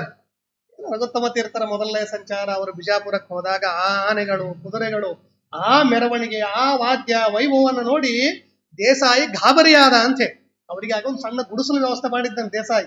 ಅವನಂತ, ಬೇಡ ಸ್ವಾಮಿ, ನಿಮ್ಗೆ ಬೇರೆ ವ್ಯವಸ್ಥೆ ಇದೆ, ದೊಡ್ಡದಾದ ಅರಮನೆಯನ್ನ ಖಾಲಿ ಮಾಡಿಸಿ ಕೊಟ್ಟು, ಸ್ವಾಮಿ ನೀವು ಇಲ್ಲಿ ಉಳ್ಕೋಬೇಕು. ಯಾಕೆ ಅದು ಹೇಳ್ತಾರಲ್ಲ, ನಾವ್ ಹೇಗೆ ಸೂಟು ಬೂಟು ಹಾಕೊಂಡು ಯಾವ ಗಾಡಿಯಲ್ಲಿ ಬರ್ತೀವಿ ಅದು ನೋಡಿ, ಇವ್ನು VIP ಇರ್ಬೇಕಪ್ಪ, ದೊಡ್ಡ AC ರೂಮ್ ಕೊಡುವಂತಾರಲ್ಲ, ಆ ತರ ವ್ಯವಸ್ಥೆ ಆಯ್ತು ರಘುತ್ತಮ ತೀರ್ಥರಿಗೆ ಅಂತೆ. ಹೀಗೆ ಅವತ್ತಿನಿಂದ ಎಂದಿಗೂ ಗುರುಗಳು ತಿರುಗಿ ನೋಡಿದ್ದಿಲ್ವೇ ಇಲ್ಲ ಅಂತ ಹೇಳಿ. ಹೀಗೆ ಗುರುಗಳ ಮಾತನ್ನ ನೋಡಿ, ಹೀಗೆ ಅವರ ರಘುತ್ತಮ ತೀರ್ಥರ ಆ ಕಾಲದಲ್ಲಿದ್ದವನು ರೊಟ್ಟಿ ವೆಂಕಟ ಭಟ್ಟ ಅಂತ ಹೇಳಿ. ಅವನು ಪ್ರತಿನಿತ್ಯ ಗುರುಗಳಿಗೆ ಅಡಿಗೆ ಮಾಡಿ ಹಾಕ್ಬೇಕು, ನೈವೇದ್ಯ ಹಾಕ್ಬೇಕು. ಸುಮ್ಮನೆ ದೂರದಲ್ಲಿ ಗುರುಗಳು ಹೇಳೋ ಪಾಠ ಗೀಟ ಎಲ್ಲ ಕೇಳ್ತಾ ಇದ್ದ. ಅವನಿಗೆ ಅನಿಸ್ತಂತೆ, ಏನು ಪ್ರತಿ ವರ್ಷ 2 ವರ್ಷ 3 ವರ್ಷಕ್ಕೊಂದ್ಸಲ ಗುರು ಶಿಷ್ಯಂದ್ರು ಬರ್ತಾ ಇದ್ರು, ಅಧ್ಯಯನ ಮುಗಿಸ್ಕೊಂಡು ಅವ್ರು ಹೋಗ್ತಾ ಇದ್ರು, ಪಂಡಿತ ಅಂತ ಹೇಳಿ ಬಿರುದು ತಗೊಂಡು ಹೋಗ್ತಾ ಇದ್ರು. ಅದನ್ನ ನೋಡಿ ಇವನಿಗೆ ಅನಿಸ್ತದೆ, ಅಯ್ಯೋ ನಾನು ಗುರುಗಳ ಹತ್ರ ಈ ತರಹ ವಿಶಿಷ್ಟವಾದ ರೀತಿಯಲ್ಲಿ ಶಿಷ್ಯ ಅಂತ ಹೇಳಿ ಅನ್ಸ್ಕೋಬೇಕು, ಬರೀ ಅಡಿಗೆವನು ಅಂತ ಹೇಳಿ ಆಗೋಗಿದೆ, ಬೇಡ ಶಿಷ್ಯ ಅಂತ ಅನ್ಸ್ಕೋಬೇಕು. ನನಗೂ ಲೋಕದಲ್ಲಿ ಪಾಠ ಹೇಳುವ ವಿದ್ವಾಂಸರ ಮಧ್ಯದಲ್ಲಿ ನನ್ನನ್ನು ಸೇರಿಸ್ಬೇಕು ಅಂತ ಅನ್ಕೊಂಡನು. ಆದ್ರೆ ಅಡುಗೆಯವನಲ್ಲ, ಏನು ಗಾಳಿಗಂಧ ಇಲ್ಲ, ಒಂದು ಅಕ್ಷರಲ್ಲಿ. ಹೇಗೆ ಸುದೇನ್ ಓದ್ಬೇಕು ಅಂದ್ರೆ ಡೈರೆಕ್ಟ್ ಆಗಿ ಹೋದ್ರೆ ಆಗೋದಿಲ್ಲ. ಆರಂಭದ ಹಂತ ಅಂದ್ರೆ ರಾಮ ಶಬ್ದ. ಗುರುಕುಲಕ್ಕೆ ಮೊದಲು ಹೋದಾಗ ಸ್ತೋತ್ರಗಳನ್ನು ಹೇಳ್ತಾರೆ. ಮೊದಲನೇ ಕ್ಲಾಸ್ ಆರಂಭ ಆಗೋದೇ ಅಲ್ಲಿ ಶಬ್ದಾರ್ಥಗಳಿಂದ. ರಾಮ ಶಬ್ದ ಇರಬಹುದು, ಉಳಿದ ಎಲ್ಲಾ ಶಬ್ದಗಳು, ವ್ಯಾಕರಣ, ಅದರ ಜೊತೆಗೆ ಸಣ್ಣ ಸಣ್ಣ. ಇದು ಅವತ್ತು ಅಧ್ಯಯನ ಮಾಡಿದ ರಾಮ ಶಬ್ದ ಸುದೇವರೆಗೂ ಬೇಕು. ಹೇಗಾಗುತ್ತೆ, ನಾವು 1ನೇ ಕ್ಲಾಸ್ 2ನೇ ಕ್ಲಾಸ್ ಅಲ್ಲಿ ಓದಿದ್ದು ಕೆಲವೊಂದು ABCD ಅನ್ನೋದೊಂದು ಬಿಟ್ರೆ ಬಾಕಿ ಯಾವುದೋ ಮುಂದೆ ಹತ್ತೋದೇ ಇಲ್ಲ ನಮಗೆ. ಹೌದಾ? ಈಗ ನೋಡಿ 5ನೇ ಕ್ಲಾಸ್ ಅಲ್ಲಿ ಓದಿದ್ದು 10ನೇ ಕ್ಲಾಸಿಗೆ ಯಾವ ಕಾರಣಕ್ಕೂ ಉಪಯೋಗ ಇಲ್ಲ. ಆದ್ರೆ ಈ ವಿದ್ವತ್ ಪ್ರಪಂಚದಲ್ಲಿ ಹಾಗಿರೋದಿಲ್ಲ. 2ನೇ ಕ್ಲಾಸ್ ಅಲ್ಲಿ ಓದಿದ ರಾಮ ಶಬ್ದ ಇರಬಹುದು, ಪ್ರಮಾಣ ಚಂದ್ರಿಕಾ, ಪ್ರಮಾಣ ಪದ್ಧತಿಗಳಿರಬಹುದು, ಅದು ಒಂದಕ್ಕಿಂತಲೂ ಒಂದು ಸುದೆಯಲ್ಲಿ ಪ್ರಮಾಣ ಪದ್ಧತಿಯಲ್ಲಿ ಹೀಗೆ ಹೇಳಿದ್ದೇವೆ ಅಂತ ಹೇಳ್ತಾರೆ, ಪ್ರಮಾಣ ಪದ್ಧತಿಯಲ್ಲಿ ಸುದೆಯಲ್ಲಿ ಹೀಗೆ ಹೇಳಿದೆ ಅಂತ ಹೇಳ್ತಾರೆ. ಆದ್ದರಿಂದ ಎಲ್ಲದಕ್ಕೂ ಆ 2ನೇ ಕ್ಲಾಸ್ ನಲ್ಲಿ ಬರುವ ಪಠ್ಯಕ್ಕೂ ಕೊನೆಯ ಕ್ಲಾಸ್ ನಲ್ಲಿ ಇರೋದಕ್ಕೂ ಒಂದಕ್ಕೊಂದು ಸಂಬಂಧ ಇದೆ. ಹೌದಾ? ಅದಕ್ಕೆ ಬಹಳ ಚುರುಕು ಬುದ್ಧಿ ಬೇಕೇ ಬೇಕಲ್ಲಿ ಅಂತ ಹೇಳಿ. ಹೀಗೆ ಅದಕ್ಕೆ ಇವನಂದ, ನಾನು ಗುರುಗಳ ಹತ್ರ ಹೋಗಿ ಇವತ್ತು ಹೋಗಿ ಗುರುಗಳೇ ನನ್ಗೆ ಸುದೆ ಹೇಳ್ರಿ ಅಂದ್ರೆ ಹಿಂದಿಂದಿಲ್ಲದೆ ಅದು ಹೇಗೆ ಅರ್ಥ ಆಗತ್ತೆ, ಅರ್ಥ ಆಗೋದೇ ಇಲ್ಲ ಅಂತ ಹೇಳಿ. ಆದರೂ ಒಂದು ದಿನ ಗಟ್ಟಿ ಧೈರ್ಯವನ್ನ ಮಾಡಿ ಗುರುಗಳ ಹತ್ರ ಹೋಗಿ ಕೇಳ್ತಾನೆ, ಸ್ವಾಮಿ ಅನುಗ್ರಹ ಮಾಡಿ, ನನಗೂ ಅಧ್ಯಯನವನ್ನ ಮಾಡಬೇಕು ಅಂತ ಅಪೇಕ್ಷೆ ಇದೆ, ಪಾಠವನ್ನ ಹೇಳಬೇಕು ಕೇಳಬೇಕು ಅನ್ನೋ ಅಪೇಕ್ಷೆ ಇದೆ, ನನಗೆ ನೀವು ಸ್ವಲ್ಪ ಪಾಠಕ್ಕೆ ಹೇಳಿ ಅಂತ ಹೇಳಿ. ರಘುತ್ತವರು ಹೇಳಿದ್ರು, ಏನು ಚಿಂತೆ ಮಾಡಬೇಡ, ನಾಳೆ ನೀನು ಪಾಠಕ್ಕೆ ಬಾ. ಹೇಗ್ ಬರಬೇಕು? ಪಾಠ ಕೇಳಲಿಕ್ಕಲ್ಲ, ಪಾಠ ಹೇಳಲಿಕ್ಕೆ ಬಾ ಅಂದ್ರ. ಅವನು ಅವುಗಳೇನೋ ತಮಾಷೆ ಮಾಡ್ತಿರ್ಬೇಕು ಅಂತ ಹೇಳಿ ನಕ್ಕು, ಇಲ್ಲ ಸ್ವಾಮಿ ಅದು ಹೇಗಾಗತ್ತೆ, ನೀವು ಒಪ್ಪಿಗೆ ಕೊಟ್ರೆ ದೂರದಲ್ಲಿ ಬಂದು ಕೂತು ಪಾಠ ಕೇಳ್ತಾನೆ. ಇಲ್ಲ ಇಲ್ಲ, ನೀ ನನ್ನ ಪಕ್ಕದಲ್ಲಿ ಕೂತು ನೀನ್ ಪಾಠ ಹೇಳ್ಬೇಕು ಅಂದ್ರ. ಅವ್ರಂತಾರೆ, ಸ್ವಾಮಿ ಅವ್ರಿಗೆ ಗೊತ್ತು ರಘುತ್ತಮ ತೀರ್ಥರು ಸುಮ್ನೆ ಸುಳ್ಳು ಮಾತಾಡೋರಿ. ನಮ್ಮಂತವ್ರು ಚಾಷ್ಟೆ ಮಾಡ್ಲಿಕ್ಕೆ ಯಾರಾದ್ರೂ ಪಾಠಕ್ಕೆ ಬಂದ್ರೆ, ನೀವೇನ್ರಿ ಪಾಠ, ನೀವು ದೊಡ್ಡವ್ರಿ, ನಿಮ್ಗೇನ್ ಪಾಠ ಹೇಳೋದು, ನಾವು ಅಪಹಾಸ್ಯ ಮಾಡ್ತೇವೆ ಕೆಲವು ಸಲ. ನೀವು ದೊಡ್ಡವರು, ನಿಮ್ಗೆ ಪಾಠ ಹೇಳೋದಾ ಅಂತ ಹೇಳಿ ಅದು ಅಪಹಾಸ್ಯಕ್ಕಿರುತ್ತೆ ಕೆಲವು ಸಲ. ಅದಕ್ಕೆ ಅವನು ಅನ್ಕೊಂಡ ಗುರುಗಳು ಹೇಗೇನಾದ್ರೂ ಅಪಹಾಸ್ಯ ಮಾಡ್ತಿದ್ದಾರೇನು? ಅಲ್ಲ, ಗುರುಗಳು ಈ ತರಹದ ಸ್ವಭಾವದವರಲ್ಲ. ರಘುತ್ತಮ ತೀರ್ಥರು ವ್ಯರ್ಥ ಮಾತೇ ಆಡ್ತಾ ಇರಲಿಲ್ಲ ಅವರು ಅಂತ ಹೇಳಿ ಭಾಗವತದ ವಿಶಿಷ್ಟವಾದಂತಹ ತತ್ವಗಳನ್ನು ರಘುತ್ತಮ ತೀರ್ಥರು ಅಳವಡಿಸಿಕೊಂಡಿದ್ರು. ಭಾಗವತದಲ್ಲಿ ಹೇಳ್ತಾರಲ್ಲ, ಶಬ್ದ ಸಿಹಿ ಬ್ರಹ್ಮಣ ಏಷಪಂತ, ಒಂದೊಂದು ಅಕ್ಷರದಲ್ಲಿ ಭಗವಂತನಿದ್ದಾನೆ. ಅದಕ್ಕೆ ಸುಳ್ಳು ಮಾತಾಡೋದಾಗಲಿ ವ್ಯರ್ಥ ಮಾತಾಡೋದಾಗಲಿ ಗುರುಗಳು ಮಾಡ್ತಾ ಇರಲಿಲ್ಲ. ಹೇಳ, ನಾನ್ ಮಾತಾಡ್ತಾ ಇದ್ದೇನೆ, ಯಾಕೆ ತಲೆ ಕೆಡ್ಸ್ಕೋತೀನಿ, ನಾನು ಹೇಳ್ತಾ ಇದ್ದೇನೆ ಬಾ ನಾಳೆ ಅಂತ ಹೇಳಿ ಆ ತಲೆಯ ಮೇಲೆ ಕೈಯನ್ನ ಇಟ್ಟು ಆಶೀರ್ವಾದ ಮಾಡಿದ್ರು. ಹೇಳ್ತಾರೆ ಗುರುಗಳು, ನಿನ್ನ ಎಲ್ಲ ಕರ್ಮ ತೊಳೆದು ಹೋಗಿದೆ. ನಾವು ಕೇಳಿದ್ವಲ್ಲ, ಗುರುಗಳು ಎಂತಹ ಕರ್ಮದ ಗಂಟನ್ನು ಸರಿಸ್ತಾರೆ. ವೆಂಕಟನಿಗೆ ಆಗಿದ್ದು ಅದೇ. ಇಲ್ಲಿ ರಾಮದೇವರಿಗೆ ನೈವೇದ್ಯ ಮಾಡುವ ಆ ವ್ಯಕ್ತಿ ಅಕಸ್ಮಾತ್ ರಾಮದೇವರನ್ನು ಬಿಟ್ಟು ಬೇರೆ ಯಾರಿಗಾದ್ರೂ ರೊಟ್ಟಿ ಬಡ್ದು ಕೊಟ್ಟಿದ್ದ ಅಂದ್ರೆ ಕೈ ಸವದೋಗ್ತಾ ಇತ್ತು, ಕರ್ಮ ಸವಿತಾ ಇರ್ಲಿಲ್ಲ, ಕೈ ಸವಿತಾ ಇತ್ತು. ಆದ್ರೆ ರಾಮದೇವರಿಗೆ ಗುರುಗಳಿಗಾಗಿ ಅವನು ರೊಟ್ಟಿ ಬಡದದ್ದರಿಂದ ಅವನ ಕೈ ಸವಿಲಿಲ್ಲ, ಕರ್ಮ ಸವಿತು ಅಂತ ಹೇಳಿ. ಅದಕ್ಕೆ ಪ್ರತಿನಿತ್ಯ ಮಾಡಿದ ಅಡಿಗೆಯನ್ನ ದೇವರಿಗೆ ಅರ್ಪಣೆ ಮಾಡಿದಾಗ ಅದರಲ್ಲಿದ್ದ ಶ್ರಮ ಪರಿಹಾರ ಆಗತ್ತೆ ಅಂತ. ಅದಕ್ಕೆ ಪ್ರತಿನಿತ್ಯ ಮಾಡಿದ ಅಡಿಗೆಯನ್ನ ದೇವರ ಮುಂದೆ ಇಟ್ಟು ತುಳಸಿದಳ ಹಾಕಿ ಕೃಷ್ಣಾರ್ಪಣೆ ಹೇಳಬೇಕು. ಮಾಡುವ ಎಲ್ಲಾ ಕಾರ್ಯಗಳು ದೇವರಿಗೆ ಅಂತ ಅರ್ಪಣೆ ಮಾಡಿದಾಗ ಅದು ಕರ್ಮದ ಗಂಟಾಗಲ್ಲ, ಕರ್ಮ ಸವಿಯತ್ತೆ ಅಂತ ಹೇಳಿ. ಕರ್ಮ ಸವಿಯತ್ತೆ ಅಂತ ಹೇಳಿ. ಈಗ ಬೆಳಗ್ಗೆಯಿಂದ ಸಾಯಂಕಾಲದವರೆಗೂ ಕರ್ಮ ಮಾಡ್ತೇವಲ್ಲ, ಈ ಕರ್ಮದ ಗಂಟು ಸರಿಬೇಕು ಅಂದ್ರೆ ಏನ್ ಮಾಡ್ಬೇಕು? ಕರ್ಮ ಸಮರ್ಪಣೆ ಆಗ್ಬೇಕು. ರಾಯರು ಸರ್ವ ಸಮರ್ಪಣೆ ಗದ್ದದಲ್ಲಿ ಹೇಳಿದ್ದಾರೆ ಅದನ್ನು. ಹೌದಾ? ಕರ್ಮ ಸಮರ್ಪಣೆ ಆದಾಗ ಕರ್ಮದ ಗಂಟು ಸವಿಯುತ್ತೆ. ಸಮರ್ಪಣೆ ಆಗ್ಲಿಲ್ಲ ಅಂದ್ರೆ ನಮ್ಮನೆಯಲ್ಲಿ ಕೂಡುತ್ತೆ ಅಂತ, ನಮ್ಮಲ್ಲೇ ಕೂಡುತ್ತೆ. ಅದಕ್ಕೆ ಪ್ರತಿನಿತ್ಯ ಮಾಡಿದ ಕರ್ಮಗಳನ್ನು ಅರ್ಪಣೆ ಮಾಡ್ಬೇಕು. ಅದಕ್ಕೆ ಇವನು ರೊಟ್ಟಿ ಬಡದು ನಿತ್ಯ ದೇವರಿಗೆ ಅರ್ಪಣೆ ಮಾಡಿದ್ದರಿಂದ, ಗುರು ಮುಖಾಂತರ ಅರ್ಪಣೆ ಮಾಡಿಸಿದ್ದರಿಂದ ಅವನ ಕರ್ಮದ ಗಂಟು ಸರಿತು. ಹೇಳ್ತಾರೆ, ನಿನ್ನಲ್ಲಿದ್ದ ಅಜ್ಞಾನ ಹೋಗಿದೆ. ಗುರುಗಳು ಹೇಳ್ತಾರೆ, ಅಜ್ಞಾನ ಹೋಗಿದೆ, ಬಾ ನಾಳೆ ನೀನೇ ಪಾಠ ಹೇಳ್ತಿ ಅಂತ ಹೇಳಿದಾಗ ಮಾರನೇ ದಿನ ಅವನು ಅದೇ ಅಡಿಗೆ ವೇಷದಲ್ಲಿ ಒಂದೊಂದು ಪಂಚ ಉಟ್ಕೊಂಡು ಹೆಗಲ ಮೇಲೆ ಒಂದು ಪಂಚೆ ಹಾಕೊಂಡು, ಅಡಿಗೆವ್ರು ಹೇಗಿರ್ತಾರೆ ನೋಡಿರ್ತೀರಲ್ಲ ನೀವು, ಹೌದಾ? ಒಂದು ಪಂಚೆ ಉಟ್ಕೊಂಡು ಕರಿ ಪಂಚೆ ಹೆಗಲ ಮೇಲೆ ಹಾಕೊಂಡ್ ಬಂದ್ರೆ ಗುರುಗಳು ಕೂಡಿಲಿ ಹೇಳು ಪಾಠ ಅಂತ ನಿರರ್ಗಳವಾಗಿ ಅವನು ಪಾಠವನ್ನ ಹೇಳ್ತಾನೆ. ನಿರಕ್ಷರ ಕುಕ್ಷಿಯಾದ ಆ ವ್ಯಕ್ತಿ ಶಿಷ್ಟವಾದ ರೀತಿಯಲ್ಲಿ ಹೇಳ್ತಾರೆ. ಅದು ಹೇಳ್ತಾರಲ್ಲ, ಮೂಢಾಗ್ರಣಿರ್ ವೆಂಕಟ ಭಟ್ಟ ಸೂದ ಸೂರ್ಯಾಗ್ರಗಣ್ಯೋ ಭವದಾತ್ಮ ವೀದಿ ಯಸ್ಯ ಪ್ರಸಾದ ಸುಗುರು ಪ್ರವರ್ಹೋ ವಿದ್ಯಾಮವಾದ ವಿಮಲಾಂ ಪ್ರದದ್ಯಾತ್ ಅಂತ ಹೇಳಿ. ಅಂತಹ ಏನೂ ಬರದೇ ಇರುವ ಹಸಿ ದಡ್ಡನಿಗೂ ಅನುಗ್ರಹ ಮಾಡಿರುವಂತಹ ಗುರುಗಳು ಮಗು ಅನುಗ್ರಹವನ್ನ ಮಾಡ್ಲಿ ಅಂತ ಹೇಳುವಂತವರಾಗ್ತಾರೆ. ಅದನ್ನ ಶಾಸ್ತ್ರದಲ್ಲಿ ಹೇಳುವಾಗ ಗುರುಗಳ ಅನುಗ್ರಹ ಮಾಡ್ತಾರೆ. ಸರ್ವೇ ವೇದಾಸ್ತೆ ಪ್ರತಿಭಾಸ್ಯಂತು ಸರ್ವಾಣಿ ಧರ್ಮಶಾಸ್ತ್ರಾಣಿ ಚ ಅಂತ ಹೇಳಿ. ಅದೇ ರೀತಿಯಾಗಿ ಇಲ್ಲಿ ನಡೆದದ್ದು ಕೂಡ ಆರಣಿ ಉಪಮನ್ಯುವಿನ ಕಥೆಯಲ್ಲಿ ಕೇಳಿದ್ದಾರನ್ನ ರಘುತ್ತಮ ತೀರ್ಥರ ಕಥೆಯಲ್ಲಿ ಕೇಳ್ತೇವೆ. ರಾಘವೇಂದ್ರ ತೀರ್ಥ ಶ್ರೀಪಾದಂಗಳವರ ಕಥೆಯಲ್ಲಿ ನಾವು ಕೇಳ್ತೇವೆ. ಆದ್ದರಿಂದ ಗುರುಗಳ ಕಥೆ ಬಹಳ ಅದ್ಭುತವಾದದ್ದು. ಮುಂದೆ ಆನಂದ ಭಟ್ಟಾರಕರು ಅಂತ ಬರ್ತಾರೆ, ಅವರು ಕೂಡ ಮಹಾ ಅದ್ಭುತವಾದಂತಹ ಗ್ರಂಥ ರಚನೆಕಾರರು. ಹೀಗೆ ರಘುತ್ತಮ ತೀರ್ಥರ ಶಿಷ್ಯ ಪ್ರಶಿಷ್ಯ ಅವರ ಶಿಷ್ಯರವರೆಗೂ ಕೂಡ ಬಂದವರೆಲ್ಲರೂ ಟೀಕಾ ಟಿಪ್ಪಣಿಕಾರರು. ವ್ಯಾಸರಾಜರ ಕಥೆಯಲ್ಲಿಯೂ ನಾವು ಕೇಳ್ತೇವೆ, ಹೌದಾ? ವ್ಯಾಸರಾಜರು ಬಂದ ಮೇಲೆ ಬಂದ ಆ ತ್ರಯಗಳೇನಿದೆಯಲ್ಲ, ತರಕತಾಂಡವ ಇರ್ಬೋದು, ನ್ಯಾಯಾಮೃತ ಇರಬಹುದು, ತಾತ್ಪರ್ಯ ಚಂದ್ರಿಕೆ ಇರ್ಬೋದು, ಅದು ಅಂದ್ರೆ ಕಾಲಕ್ಕೆ ಹಾಗಿರುತ್ತೆ. ಈಗ ಒಂದು ಮನೆ ಕಟ್ಟಿದ ಮೇಲೆ ಮೊದಲನೇ ಸಲ ಪೇಂಟ್ ಹೊಡಿಸಿರ್ತೀವಿ, ಅದು 2-3 ವರ್ಷ 5 ವರ್ಷ ಆದ್ಮೇಲೆ ಸ್ವಲ್ಪ ಹಳ, ಮತ್ತೆ ಇನ್ನೊಂದ್ಸಲ ಪೇಂಟ್ ಆಗಿದೆ, ಹೊಸ ಮನೆ ಆಯ್ತ್ರಿ ಅಂತೀವಲ್ಲ, ಹಾಗೆ ಆ ತರಹ ಈಗ ಏನೂ ಇಲ್ಲದೆ ಇರುವ ಕಾಲದಲ್ಲಿ ಶ್ರೀಮದಾಚಾರ್ಯರು ಬಂದು ವಿಶಿಷ್ಟವಾಗಿ ಗ್ರಂಥವನ್ನು ರಚನೆ ಮಾಡಿಕೊಟ್ರು. ಅದು ಸ್ವಲ್ಪ ವರ್ಷಕ್ಕೆ ಅರ್ಥ ಆಗದೆ ಇರುವ ಪ್ರಸಂಗ ಬಂದಾಗ ಟೀಕಾಕೃತವಾದರು ಬಂದರು. ಆ ಟೀಕಾಕೃತ್ಪಾದರು ಹೇಳಿದ ವಿಷಯಗಳು ಅರ್ಥ ಆಗದೆ ಇದ್ದಾಗ ವ್ಯಾಸರಾಜರು, ರಾಘವೇಂದ್ರ ಸ್ವಾಮಿಗಳವರು, ಟೀಕಾಕೃತ್ಪಾದರು, ಯಾರು ರಘುತ್ತಮ ತೀರ್ಥರಂತಹ ಮಹಾನುಭಾವರು ಬಂದು ಅದು ಇನ್ನೂ ಸುಲಭವಾಗಿ ಅರ್ಥ ಆಗುವ ಹಾಗೆ ನಮ್ಮೆಲ್ಲರಿಗೂ ಮಾಡಿಕೊಟ್ಟಂತವರು ಅಂತ ಹೇಳಿ. ಹಾಗೆ ರಘುತ್ತಮ ತೀರ್ಥರ ಕಾಲದಲ್ಲಿ ಬಂದಂತವರೆಲ್ಲರೂ ಶಿಷ್ಯಾದ್ಯ ಟಿಪ್ಪಣ್ಯಾಚಾರ್ಯ ಸಂಹಿತ, ಅವರೆಲ್ಲರೂ ಕೂಡ ಟಿಪ್ಪಣ್ಯಾಚಾರ್ಯರು ಅನ್ನುವಂತಹ ವಿಶಿಷ್ಟವಾದ ನಾಮಾಭಿಧರಾದರು ಅಂತ ಹೇಳಿ ಹೇಳ್ತಾರೆ. ಅದಾದ್ಮೇಲೆ ರಘುತ್ತಮ ತೀರ್ಥರು ಸ್ವತಃ ಮಾಡಿರುವಂತಹ ಗ್ರಂಥಗಳು, ಅವುಗಳಿಗೆ ಭಾವಬೋಧ ಅಂತಾನೆ ವಿಶಿಷ್ಟವಾಗಿ ಹೆಸರಿದೆ. ತತ್ವಪ್ರಕಾಶಿಕಾ ಭಾವಬೋಧ ಅಂತ ಹೇಳಿ, ಬೃಹದಾರಣ್ಯಕ ಉಪನಿಷತ್ ಭಾಷ್ಯ ಭಾವಬೋಧ ಅಂತ ಹೇಳಿ, ವಿಷ್ಣು ತತ್ವ ನಿರ್ಣಯ ಟೀಕಾ ಭಾವಬೋಧ, ಗೀತಾ ಭಾಷ್ಯ ಪ್ರಮೇಯ ದೀಪಿಕಾ ಭಾವಬೋಧ, ಸನ್ಯಾಯ ಅಭಿವೃದ್ಧಿ ಭಾವಬೋಧ ಇತ್ಯಾದಿಯಾಗಿ ಪರಮಾದ್ಭುತವಾದಂತಹ ಗ್ರಂಥಗಳನ್ನು ರಚನೆ ಮಾಡಿಕೊಟ್ಟು, ಇನ್ನು ಮಧ್ವ ಸಿದ್ಧಾಂತದಲ್ಲಿ ಪರಮಾದ್ಭುತವಾದದ್ದು ಯಾವುದು? ತಾರತಮ್ಯ.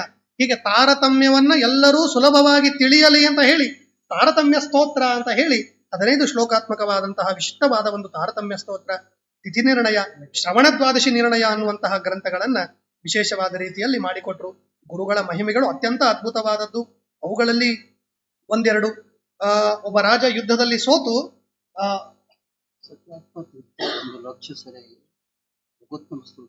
ಕೋಟಿ ಪಾರಾಯಣ ಕೊನೆಗೆ ಪಾರಾಯಣ ಮಾಡ್ತಾರೆ.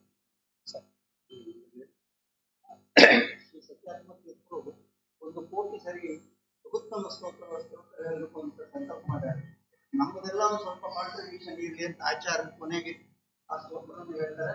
ಎಲ್ಲರೂ ರಿಪೀಟ್ ಮಾಡಿದ್ರೆ ನಮ್ಮ ಕಿಚ್ಚಿತ್ತು ತುಳಸಿದೆ. ಸರಿ, ಹೀಗೆ ಆ ಗುರುಗಳ ಮಹಿಮೆಯಲ್ಲಿ ಒಂದೆರಡು. ಇನ್ನೊಂದು ಮಹಿಮೆಯನ್ನು ಹೇಳ್ತಾ, ಒಬ್ಬ ರಾಜ ಯುದ್ಧದಲ್ಲಿ ಸೋತೋಗಿದ್ದಾನೆ. ಸೋತ ಮೇಲೆ ಏನ್ ಮಾಡಬೇಕು ಅಂತ ಗೊತ್ತಿಲ್ಲದೆ ಇದ್ದಾಗ ಅಲ್ಲಿ ಹತ್ತಿರದಲ್ಲಿ ಇದ್ದವರೇ ರಘುತ್ತಮ ತೀರ್ಥ ಶ್ರೀಪಾದಂಗಳವರು. ಅವರ ಹತ್ರ ಹೋಗಿ ಕೇಳ್ತಾನೆ, ಸ್ವಾಮಿ ಹೀಗಾಗಿದೆ, ಏನ್ ಮಾಡ್ಲಿ, ಎಲ್ಲ ಸೈನ್ಯ ಸೋತೋಗಿದೆ, ಬಹಳ ಸ್ವಲ್ಪ ಸೈನ್ಯ ಉಳಿದಿದೆ, ಆಗ್ಲೇ ಸೋತೋಗಿದ್ದೇನೆ ಅಂತ ಹೇಳಿಬಿಡ್ತಾನೆ. ಇನ್ನೇನು ಗೆಲ್ಲುವ ಸಾಧ್ಯ ಇಲ್ಲ. ಗುರುಗಳು ಮಂತ್ರಾಕ್ಷತೆ ಕೊಟ್ಟರು, ಹೋಗು ಹೇಗೆ ಗೆಲ್ಲೋದಿಲ್ಲ ನೋಡ್ತೀನಿ ಅಂತ ಹೇಳಿ ಅಲ್ಲಿ ರಘುತ್ತಮ ತೀರ್ಥ ಶ್ರೀಪಾದಂಗಳವರ ಮಂತ್ರಾಕ್ಷತೆಯಿಂದ ರಾಜ ಮತ್ತೆ ಜಯಶಾಲಿ ಆಗುವಂತವನಾಗ್ತಾನೆ ಅಂತ ಹೇಳಿ. ಆನೆಗುಂದಿ ಗ್ರಾಮದಲ್ಲಿ ಒಬ್ಬ ಹುಟ್ಟು ಮೂಕನಿದ್ದ, ಅವನಿಗೆ ಮಾತನ್ನ ತಂದು ಕೊಟ್ಟವರು ಗುರುಗಳು ಅಂತ ಹೇಳಿ.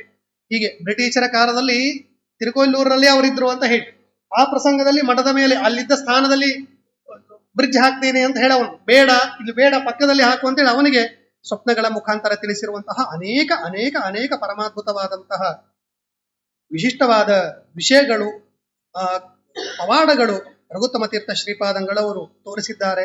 ಅದ್ಯಾಪಿ ಆ ಗುರುಗಳಿಗಿರುವ ಶಕ್ತಿ ಅದ್ಯಾಪಿ ಯಾವುದು ಅಂತಂದ್ರೆ, ಎಲ್ಲ ರೋಗ ಬಾಧೆಗಳನ್ನ ಗುರುಗಳು ಪರಿಹಾರ ಮಾಡುವಂತವರಾಗ್ತಾರೆ ಅಂತ ಹೇಳಿ ರಘುತ್ತಮ ತೀರ್ಥ ಶ್ರೀಪಾದಂಗಳವರ ಮಹಾತ್ಮೆಯನ್ನ ಹೇಳುವಂತಹ ವಿಶಿಷ್ಟವಾದ ಸ್ತೋತ್ರಗಳಲ್ಲಿ ಅದನ್ನು ಕೂಡ ನಮಗೆ ಹೇಳ್ತಾರೆ. ಯಾರಿಗೆ ಇವತ್ತಿಗೂ ಕೂಡ ಅಲ್ಲಿ ಊರಲ್ಲಿರುವ ಯಾರಿಗಾದರೂ ಕೂಡ ರೋಗ ರುಜಿನಗಳೇನಾದರೂ ಬಂತು ಅಂತಂದ್ರೆ ಆ ಗುರುಗಳ ಹತ್ರ, ಈಗ ನೀವು ನೋಡಿರ್ತೀರಿ ಹೋದಾಗ, ಹೌದಾ, ಎಮ್ಮೆ ಆಕಳು ಹಸು, ಬರೀ ಮನುಷ್ಯರಿಗೆ ಅಷ್ಟೇ ಅಲ್ಲ, ಅದು ಎಮ್ಮೆ ಹಸು ಆಕಳುಗಳಿಗೆ ಇನ್ಯಾವುದೋ ಪ್ರಾಣಿಗಳಿಗೆಯೋ ಜ್ವರ ಬಂದ್ರು ಕೂಡ ಅಲ್ಲಿ ಕರ್ಕೊಂಡ್ಬಂದು ಗುರುಗಳ ಪಾದೋದಕದ ಪ್ರೋಕ್ಷಣೆಯನ್ನು ಮಾಡಿಸಿ ಅಲ್ಲಿ ವೃಂದಾವನಕ್ಕೆ ಪ್ರದಕ್ಷಿಣೆ ಹಾಕ್ಸಿ ಕರ್ಕೊಂಡು ಹೋಗ್ತಾರೆ. ಯಾಕೆ? ಜ್ವರ ಕಡಿಮೆ ಆಗತ್ತೆ. ಅದನ್ನ ಹೇಳ್ತಾರೆ ಗುಲ್ಮ ದಿವ್ಯಾದಿ ಹರ್ತ ಅಂತ ಹೇಳಿ ಗುರುಗಳಿಗೆ ಬಹಳ ಅದ್ಭುತವಾದ ರೀತಿಯಲ್ಲಿ ಅದನ್ನ ನಮಗೆ ತಿಳಿಸ್ತಾರೆ. ಹೀಗೆ ಪರಮಾದ್ಭುತವಾದಂತಹ ಶಕ್ತಿ ಆ ಗುರುಗಳಿಗೆ ಇರುವಂತಹದ್ದು ಅಂತ ಹೇಳಿ ನಮಗೆ ತಿಳಿಸ್ತಾರೆ. ಇಂತಹ ಗುರುಗಳ ಆರಾಧನೆಯ ದಿವಸ ವಿಶಿಷ್ಟವಾದ ರೀತಿಯಲ್ಲಿ ಅವರ ಅತ್ಯಂತ ಅಲ್ಪವಾದಂತಹ ಕಥೆಯನ್ನ, ಗುರು ಮಹಾತ್ಮೆಯನ್ನ ಶ್ರವಣ ಮಾಡಿದ್ದೇವೆ. ಅಂತಹ ಗುರುಗಳು ನಮಗೆ ಇರುವಂತಹ ಎಲ್ಲ ರೋಗ ರುಜಿನಗಳನ್ನ ಪರಿಹಾರ ಮಾಡಿ, ನಮ್ಮಲ್ಲಿರುವ ದೋಷಗಳನ್ನ ಪರಿಹಾರ ಮಾಡಿ ವಿಶಿಷ್ಟವಾದ ರೀತಿಯಲ್ಲಿ ನಮಗೆ ಅನುಗ್ರಹವನ್ನ ಮಾಡಲಿ ಅಂತ ಹೇಳಿ ಹೇಳ್ತಾ, ಆ ಗುರುಗಳ ಅನುಗ್ರಹವನ್ನ ಇನ್ನೊಂದು ಸಲ ನಾವೆಲ್ಲರೂ ಕೂಡ ಪ್ರಾರ್ಥನಾ ಪುರಸ್ಸರವಾಗಿ ಕೇಳ್ತಾ, ಇಷ್ಟೊತ್ತಿನವರೆಗೂ ಶ್ರವಣ ಮಾಡಿರುವಂತಹ ಈ ಗುರು ಕಥೆಯನ್ನ ಆ ಗುರುಗಳ ಪಾದಾರವಿಂದಗಳಲ್ಲಿ ಸಮರ್ಪಣೆಯನ್ನ ಮಾಡ್ತಾ, ಶ್ರೀಕೃಷ್ಣಾರ್ಪಣಮಸ್ತು. ಅದರ ಜೊತೆಗೆ ವಿಶೇಷವಾದ ರೀತಿಯಲ್ಲಿ ನಮ್ಮ ಕುಲಗುರುಗಳಾದಂತಹ ಮಹಾಸ್ವಾಮಿಗಳವರು ಸತ್ಯಾತ್ಮತೀರ್ಥ ಶ್ರೀಪಾದಂಗಳವರು ರಘುತ್ತಮ ತೀರ್ಥ ಸ್ತೋತ್ರ ಪಾರಾಯಣ, ಕೋಟಿ ಪಾರಾಯಣ ಆಗಬೇಕು ಅನ್ನುವಂತಹ ದೃಷ್ಟಿಯಿಂದ ಒಂದು ಸಂಕಲ್ಪವನ್ನ ಮಾಡಿದ್ರು. ಅನೇಕ ಜನ ಅದರ ಪಾರಾಯಣವನ್ನು ಕೂಡ ಮಾಡಿ ಇವತ್ತು ನಾಳೆ ನಾಡಿದ್ದು 3 ದಿನಗಳಲ್ಲಿ ಅದರ ಸಮರ್ಪಣೆ ನಡೆಯುವಂತಹದ್ದಾಗ್ತಾ ಇದೆ.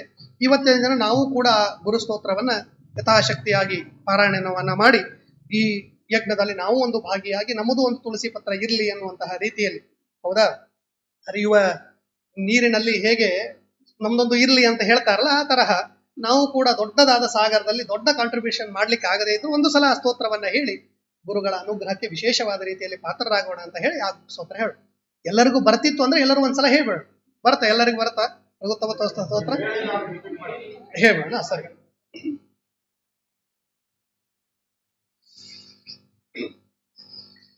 ಪೂರ್ಣ ಸ್ತೋತ್ರ ಹೇಳು, ತೊಂದರೆ. ಸರಿ, ಶ್ರೀ ಎಲ್ಲರೂ ಹೆಣ್ಮಕ್ಳು ಹೇಳಿ, ಏನ್ ತೊಂದರೆ ಇಲ್ಲ. ಗಂಭೀರಾಶಯ ಗುಂಭ ಸಂವೃತವಚ ಸಂದರ್ಭ ಗರ್ಭೋಲ್ಲಸತ್ ಟೀಕಾಭಾವ ವಿಬೋಧನಾಯ ಜಗತಾಂ ಯಸ್ಯಾವತಾರೋ ಜನಿ ತತ್ತಾದೃಕ್ಷ ದುರಂತ ಸಂತತ ತಪ ಸಂತಾನ ಸಂತೋಷಿತ ಶ್ರೀಕಾಂತಂ ಸಗುಣಂ ರಘುತ್ತಮ ಗುರುಂ ವಂದೇ ಪರಂ ದೇಶಿಕಂ ಸಚ್ಚಾಸ್ತ್ರಾಮಲ ಭಾವಬೋಧ ಕಿರಣೈಃ ಸಂವರ್ಧಯನ್ಮಧ್ವಸತ್ ಸಿದ್ಧಾಂತಾಬ್ಧಿ ಮನಂತ ಶಿಷ್ಯ ಕುಮುದ ವ್ರಾತಂ ವಿಕಾಸಂ ನಯನ್ ಉದ್ಭೂತೋ ರಘುವರ್ಯ ತೀರ್ಥ ಜಲಧೇ ತಾಪತ್ರಯಂ ತ್ರಾಸಯನ್ ಯಸ್ತಂ ನೌಮಿ ರಘುತ್ತಮಾಖ್ಯ ಶಶಿನಂ ಶ್ರೀ ವಿಷ್ಣುಪಾದಾಶ್ರಯಂ ಉದ್ಯನ್ಮಾರ್ತಾಂಡ ಸಂಕಾಶಂ ದಂಡಮಾಲಾಕಮಂಡಲೂನ್ ಧರಂ ಕೌಪೀನ ಸೂತ್ರಂಚ ಸೀತಾರಾಘವ ಮಾನಸಂ ಶ್ರೀನಿವಾಸೇನ ವಂದ್ಯಾಂಘ್ರಿಂ ತುಳಸೀದಾಮಭೂಷಣಂ ಧ್ಯಾಯೇದ್ರಘುತ್ತಮ ಗುರುಂ ಸರ್ವಸೌಖ್ಯಪ್ರದಂ ನೃಣಾಂ ರಘುತ್ತಮ ಗುರುಂ ನೌಮಿ ಶಾಂತ್ಯಾದಿ ಗುಣಮಂಡಿತಂ ರಘುತ್ತಮ ಪದದ್ವಂದ್ವ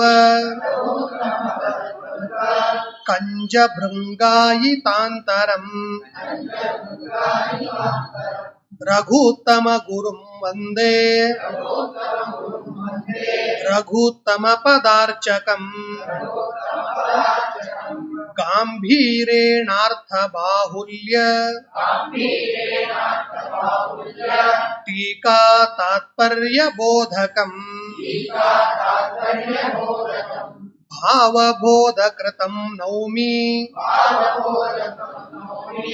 ಭಾವಭಾವಿತ ಭಾವುಕಂ ಭಾವಭಾಜಂ ಭಾವಜಾದಿ ಪರಿಭಾವಪರಾಯಣಂ ಸನ್ಯಾಯ ವಿವೃತೇಷ್ಟೀಕಾ ಶೇಷ ಸಂಪೂರ್ಣಕಾರಿಣಂ ಟೀಕಾಂ ದೃಷ್ಟ್ವಾ ಪೇಟಿಕಾನಾಂ ನಿಚಯಂ ಚಚಕಾರಯಃ ಪ್ರಮೇಯಮಣಿಮಾಲಾನಾಂ ಸ್ಥಾಪನಾಯ ಮಹಾಮತಿಃ ಯಶಿಷ್ಯ ಶಿಷ್ಯ ಶಿಷ್ಯಾದ್ಯಾಃ ಟಿಪ್ಪಣ್ಯಾಚಾರ್ಯ ಸಂಜ್ಞಿತಾಃ ತಮಲಂ ಭಾವಬೋಧಾರ್ಯಂ ಭೂಯೋ ಭೂಯೋ ನಮಾಮ್ಯಹಂ ಶುಕೇನ ಶಾಂತ್ಯಾದಿಷು ವಾङ्ಮಯೇಷು ವ್ಯಾಸೇನ ಧೈರ್ಯೇಂ ಬುಧಿನೋಪಮೇಯಂ मनोजजित्यां मनसां हि पत्या रघुत्तमाख्यं स्वगुरुं नमामि। राम राम तव पादपङ्कजं चिन्तयामि भवबन्धमुक्तये। वन्दितं सुरनरेन्द्रमौलिभिर् ध्यायते मनसि योगिभिः सदा पिनाकिनीरसं जुष्ट देशे वासमनोरमम् पिनाकि पूज्य श्रीमध्व शास्त्रवार्धिनिशाकरम् पंचकैर्भावबोधाख्यैः ग्रन्थैः पञ्चलसन्मुखैः तत्त्वविज्ञापकैः स्वानाम् उपमेयं पिनाकिना गाम्भीर्ये सर्वदुर्वादी गिरिपक्षविदारणे विषयेषु विरागित्वे चोपमेयं पिनाकिना धरणे भगवन्मूर्ते भरणे भक्तसन्ततेः विना विना चोपमेयं मेयं तत्त्वप्रकाशने गुरुत्वेऽखिललोकानां प्रदानेभीष्टसन्ततेः शिष्येभ्यस्तत्त्वविज्ञान प्रदाने परमं गुरुम् सदाररामपादाब्ज सदारतिसुधाकरम् सदारिभेदने विष्णु गदारिसदृशं सदा रघुनाथाङ्घ्रिसद्भक्तौ रघुनाथानुजायितम् रघुनाथार्यपाण्युत्थ रघुवर्यकरोदितम् वेदेशार्चितपादाब्जम् वेदेशाङ्घ्र्यब्जपूजकम् रघुत्तमगुरुं वन्दे रघुत्तमपदार्चकम् रघुत्तमगुरुस्तोत्र स्याष्टकं यः पठेन्नरः रघुत्तमप्रसादाच्च ससर्वाभीष्टभाग् भवेत् यद्वृन्दावनपूर्वतः फलवती धात्री जगत्पावनी यां यान्तु पिनाकिनी चलदलो मूर्तित्रयाधिष्ठितः वारुण्यां दिशि वामतः प्रतिकृतौ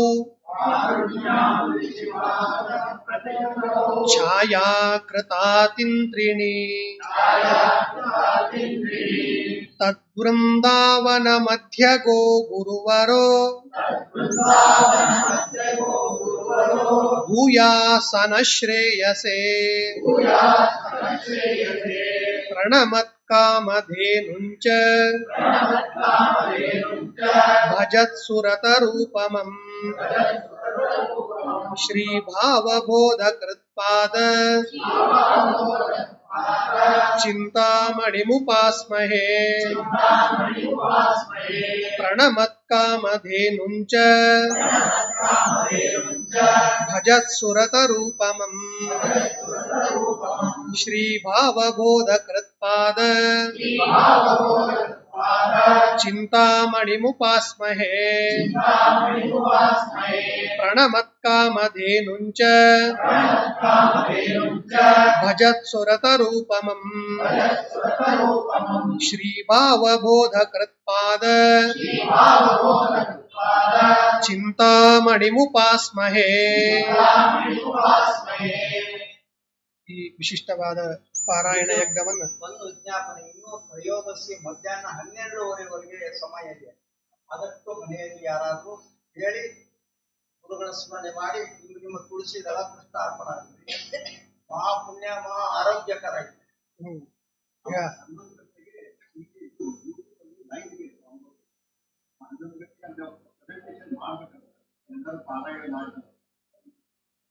ವಿಶೇಷವಾಗಿ ಇವತ್ತು ನಡೆದಿರುವ ಈ ಪ್ರವಚನದ ಜ್ಞಾನ ಯಜ್ಞವನ್ನ, ಗುರುಗಳ ಸ್ತೋತ್ರ ಪಾರಾಯಣವನ್ನ ಇವತ್ತು ಆ ಗುರುಗಳ ಸತ್ಯಾತ್ಮತೀರ್ಥ ಶ್ರೀಪಾದಂಗಳವರ ಪಾದ ಕಮಲಗಳಲ್ಲಿ ಅರ್ಪಣೆಯನ್ನು ಮಾಡಿ ನಂತರ ದ್ವಾದಶಿಯ ದಿನ ಅವರು ಗುರುಗಳು ತ್ರಯೋದಶಿ ದಿನ ವಿಶೇಷವಾಗಿ ಅವರಲ್ಲಿ ಮೂಲ ಗುರುಗಳ ಸಂಧಿವಾದಾನದಲ್ಲಿ ಅರ್ಪಣೆಯನ್ನು ಮಾಡಲೇ ಇದ್ದಾರೆ. ಆದರೂ ಕಾಯೇನ ವಾಚಾ ಮನಸೇಂದ್ರಿಯರ್ವ ಬುದ್ಧ್ಯಾತ್ಮನಾವ ಪ್ರಕೃತಿ ಸ್ವಭಾವ ಕರೋಮಿ ಯದ್ಯತ್ ಸಕಲ ಪರಸ್ಮೈ ನಾರಾಯಣಾಯೇತಿ ಸಮರ್ಪಯಾಮಿ. ಸರ್ವಂ ಶ್ರೀಕೃಷ್ಣಾರ್ಪಣಮಸ್ತು.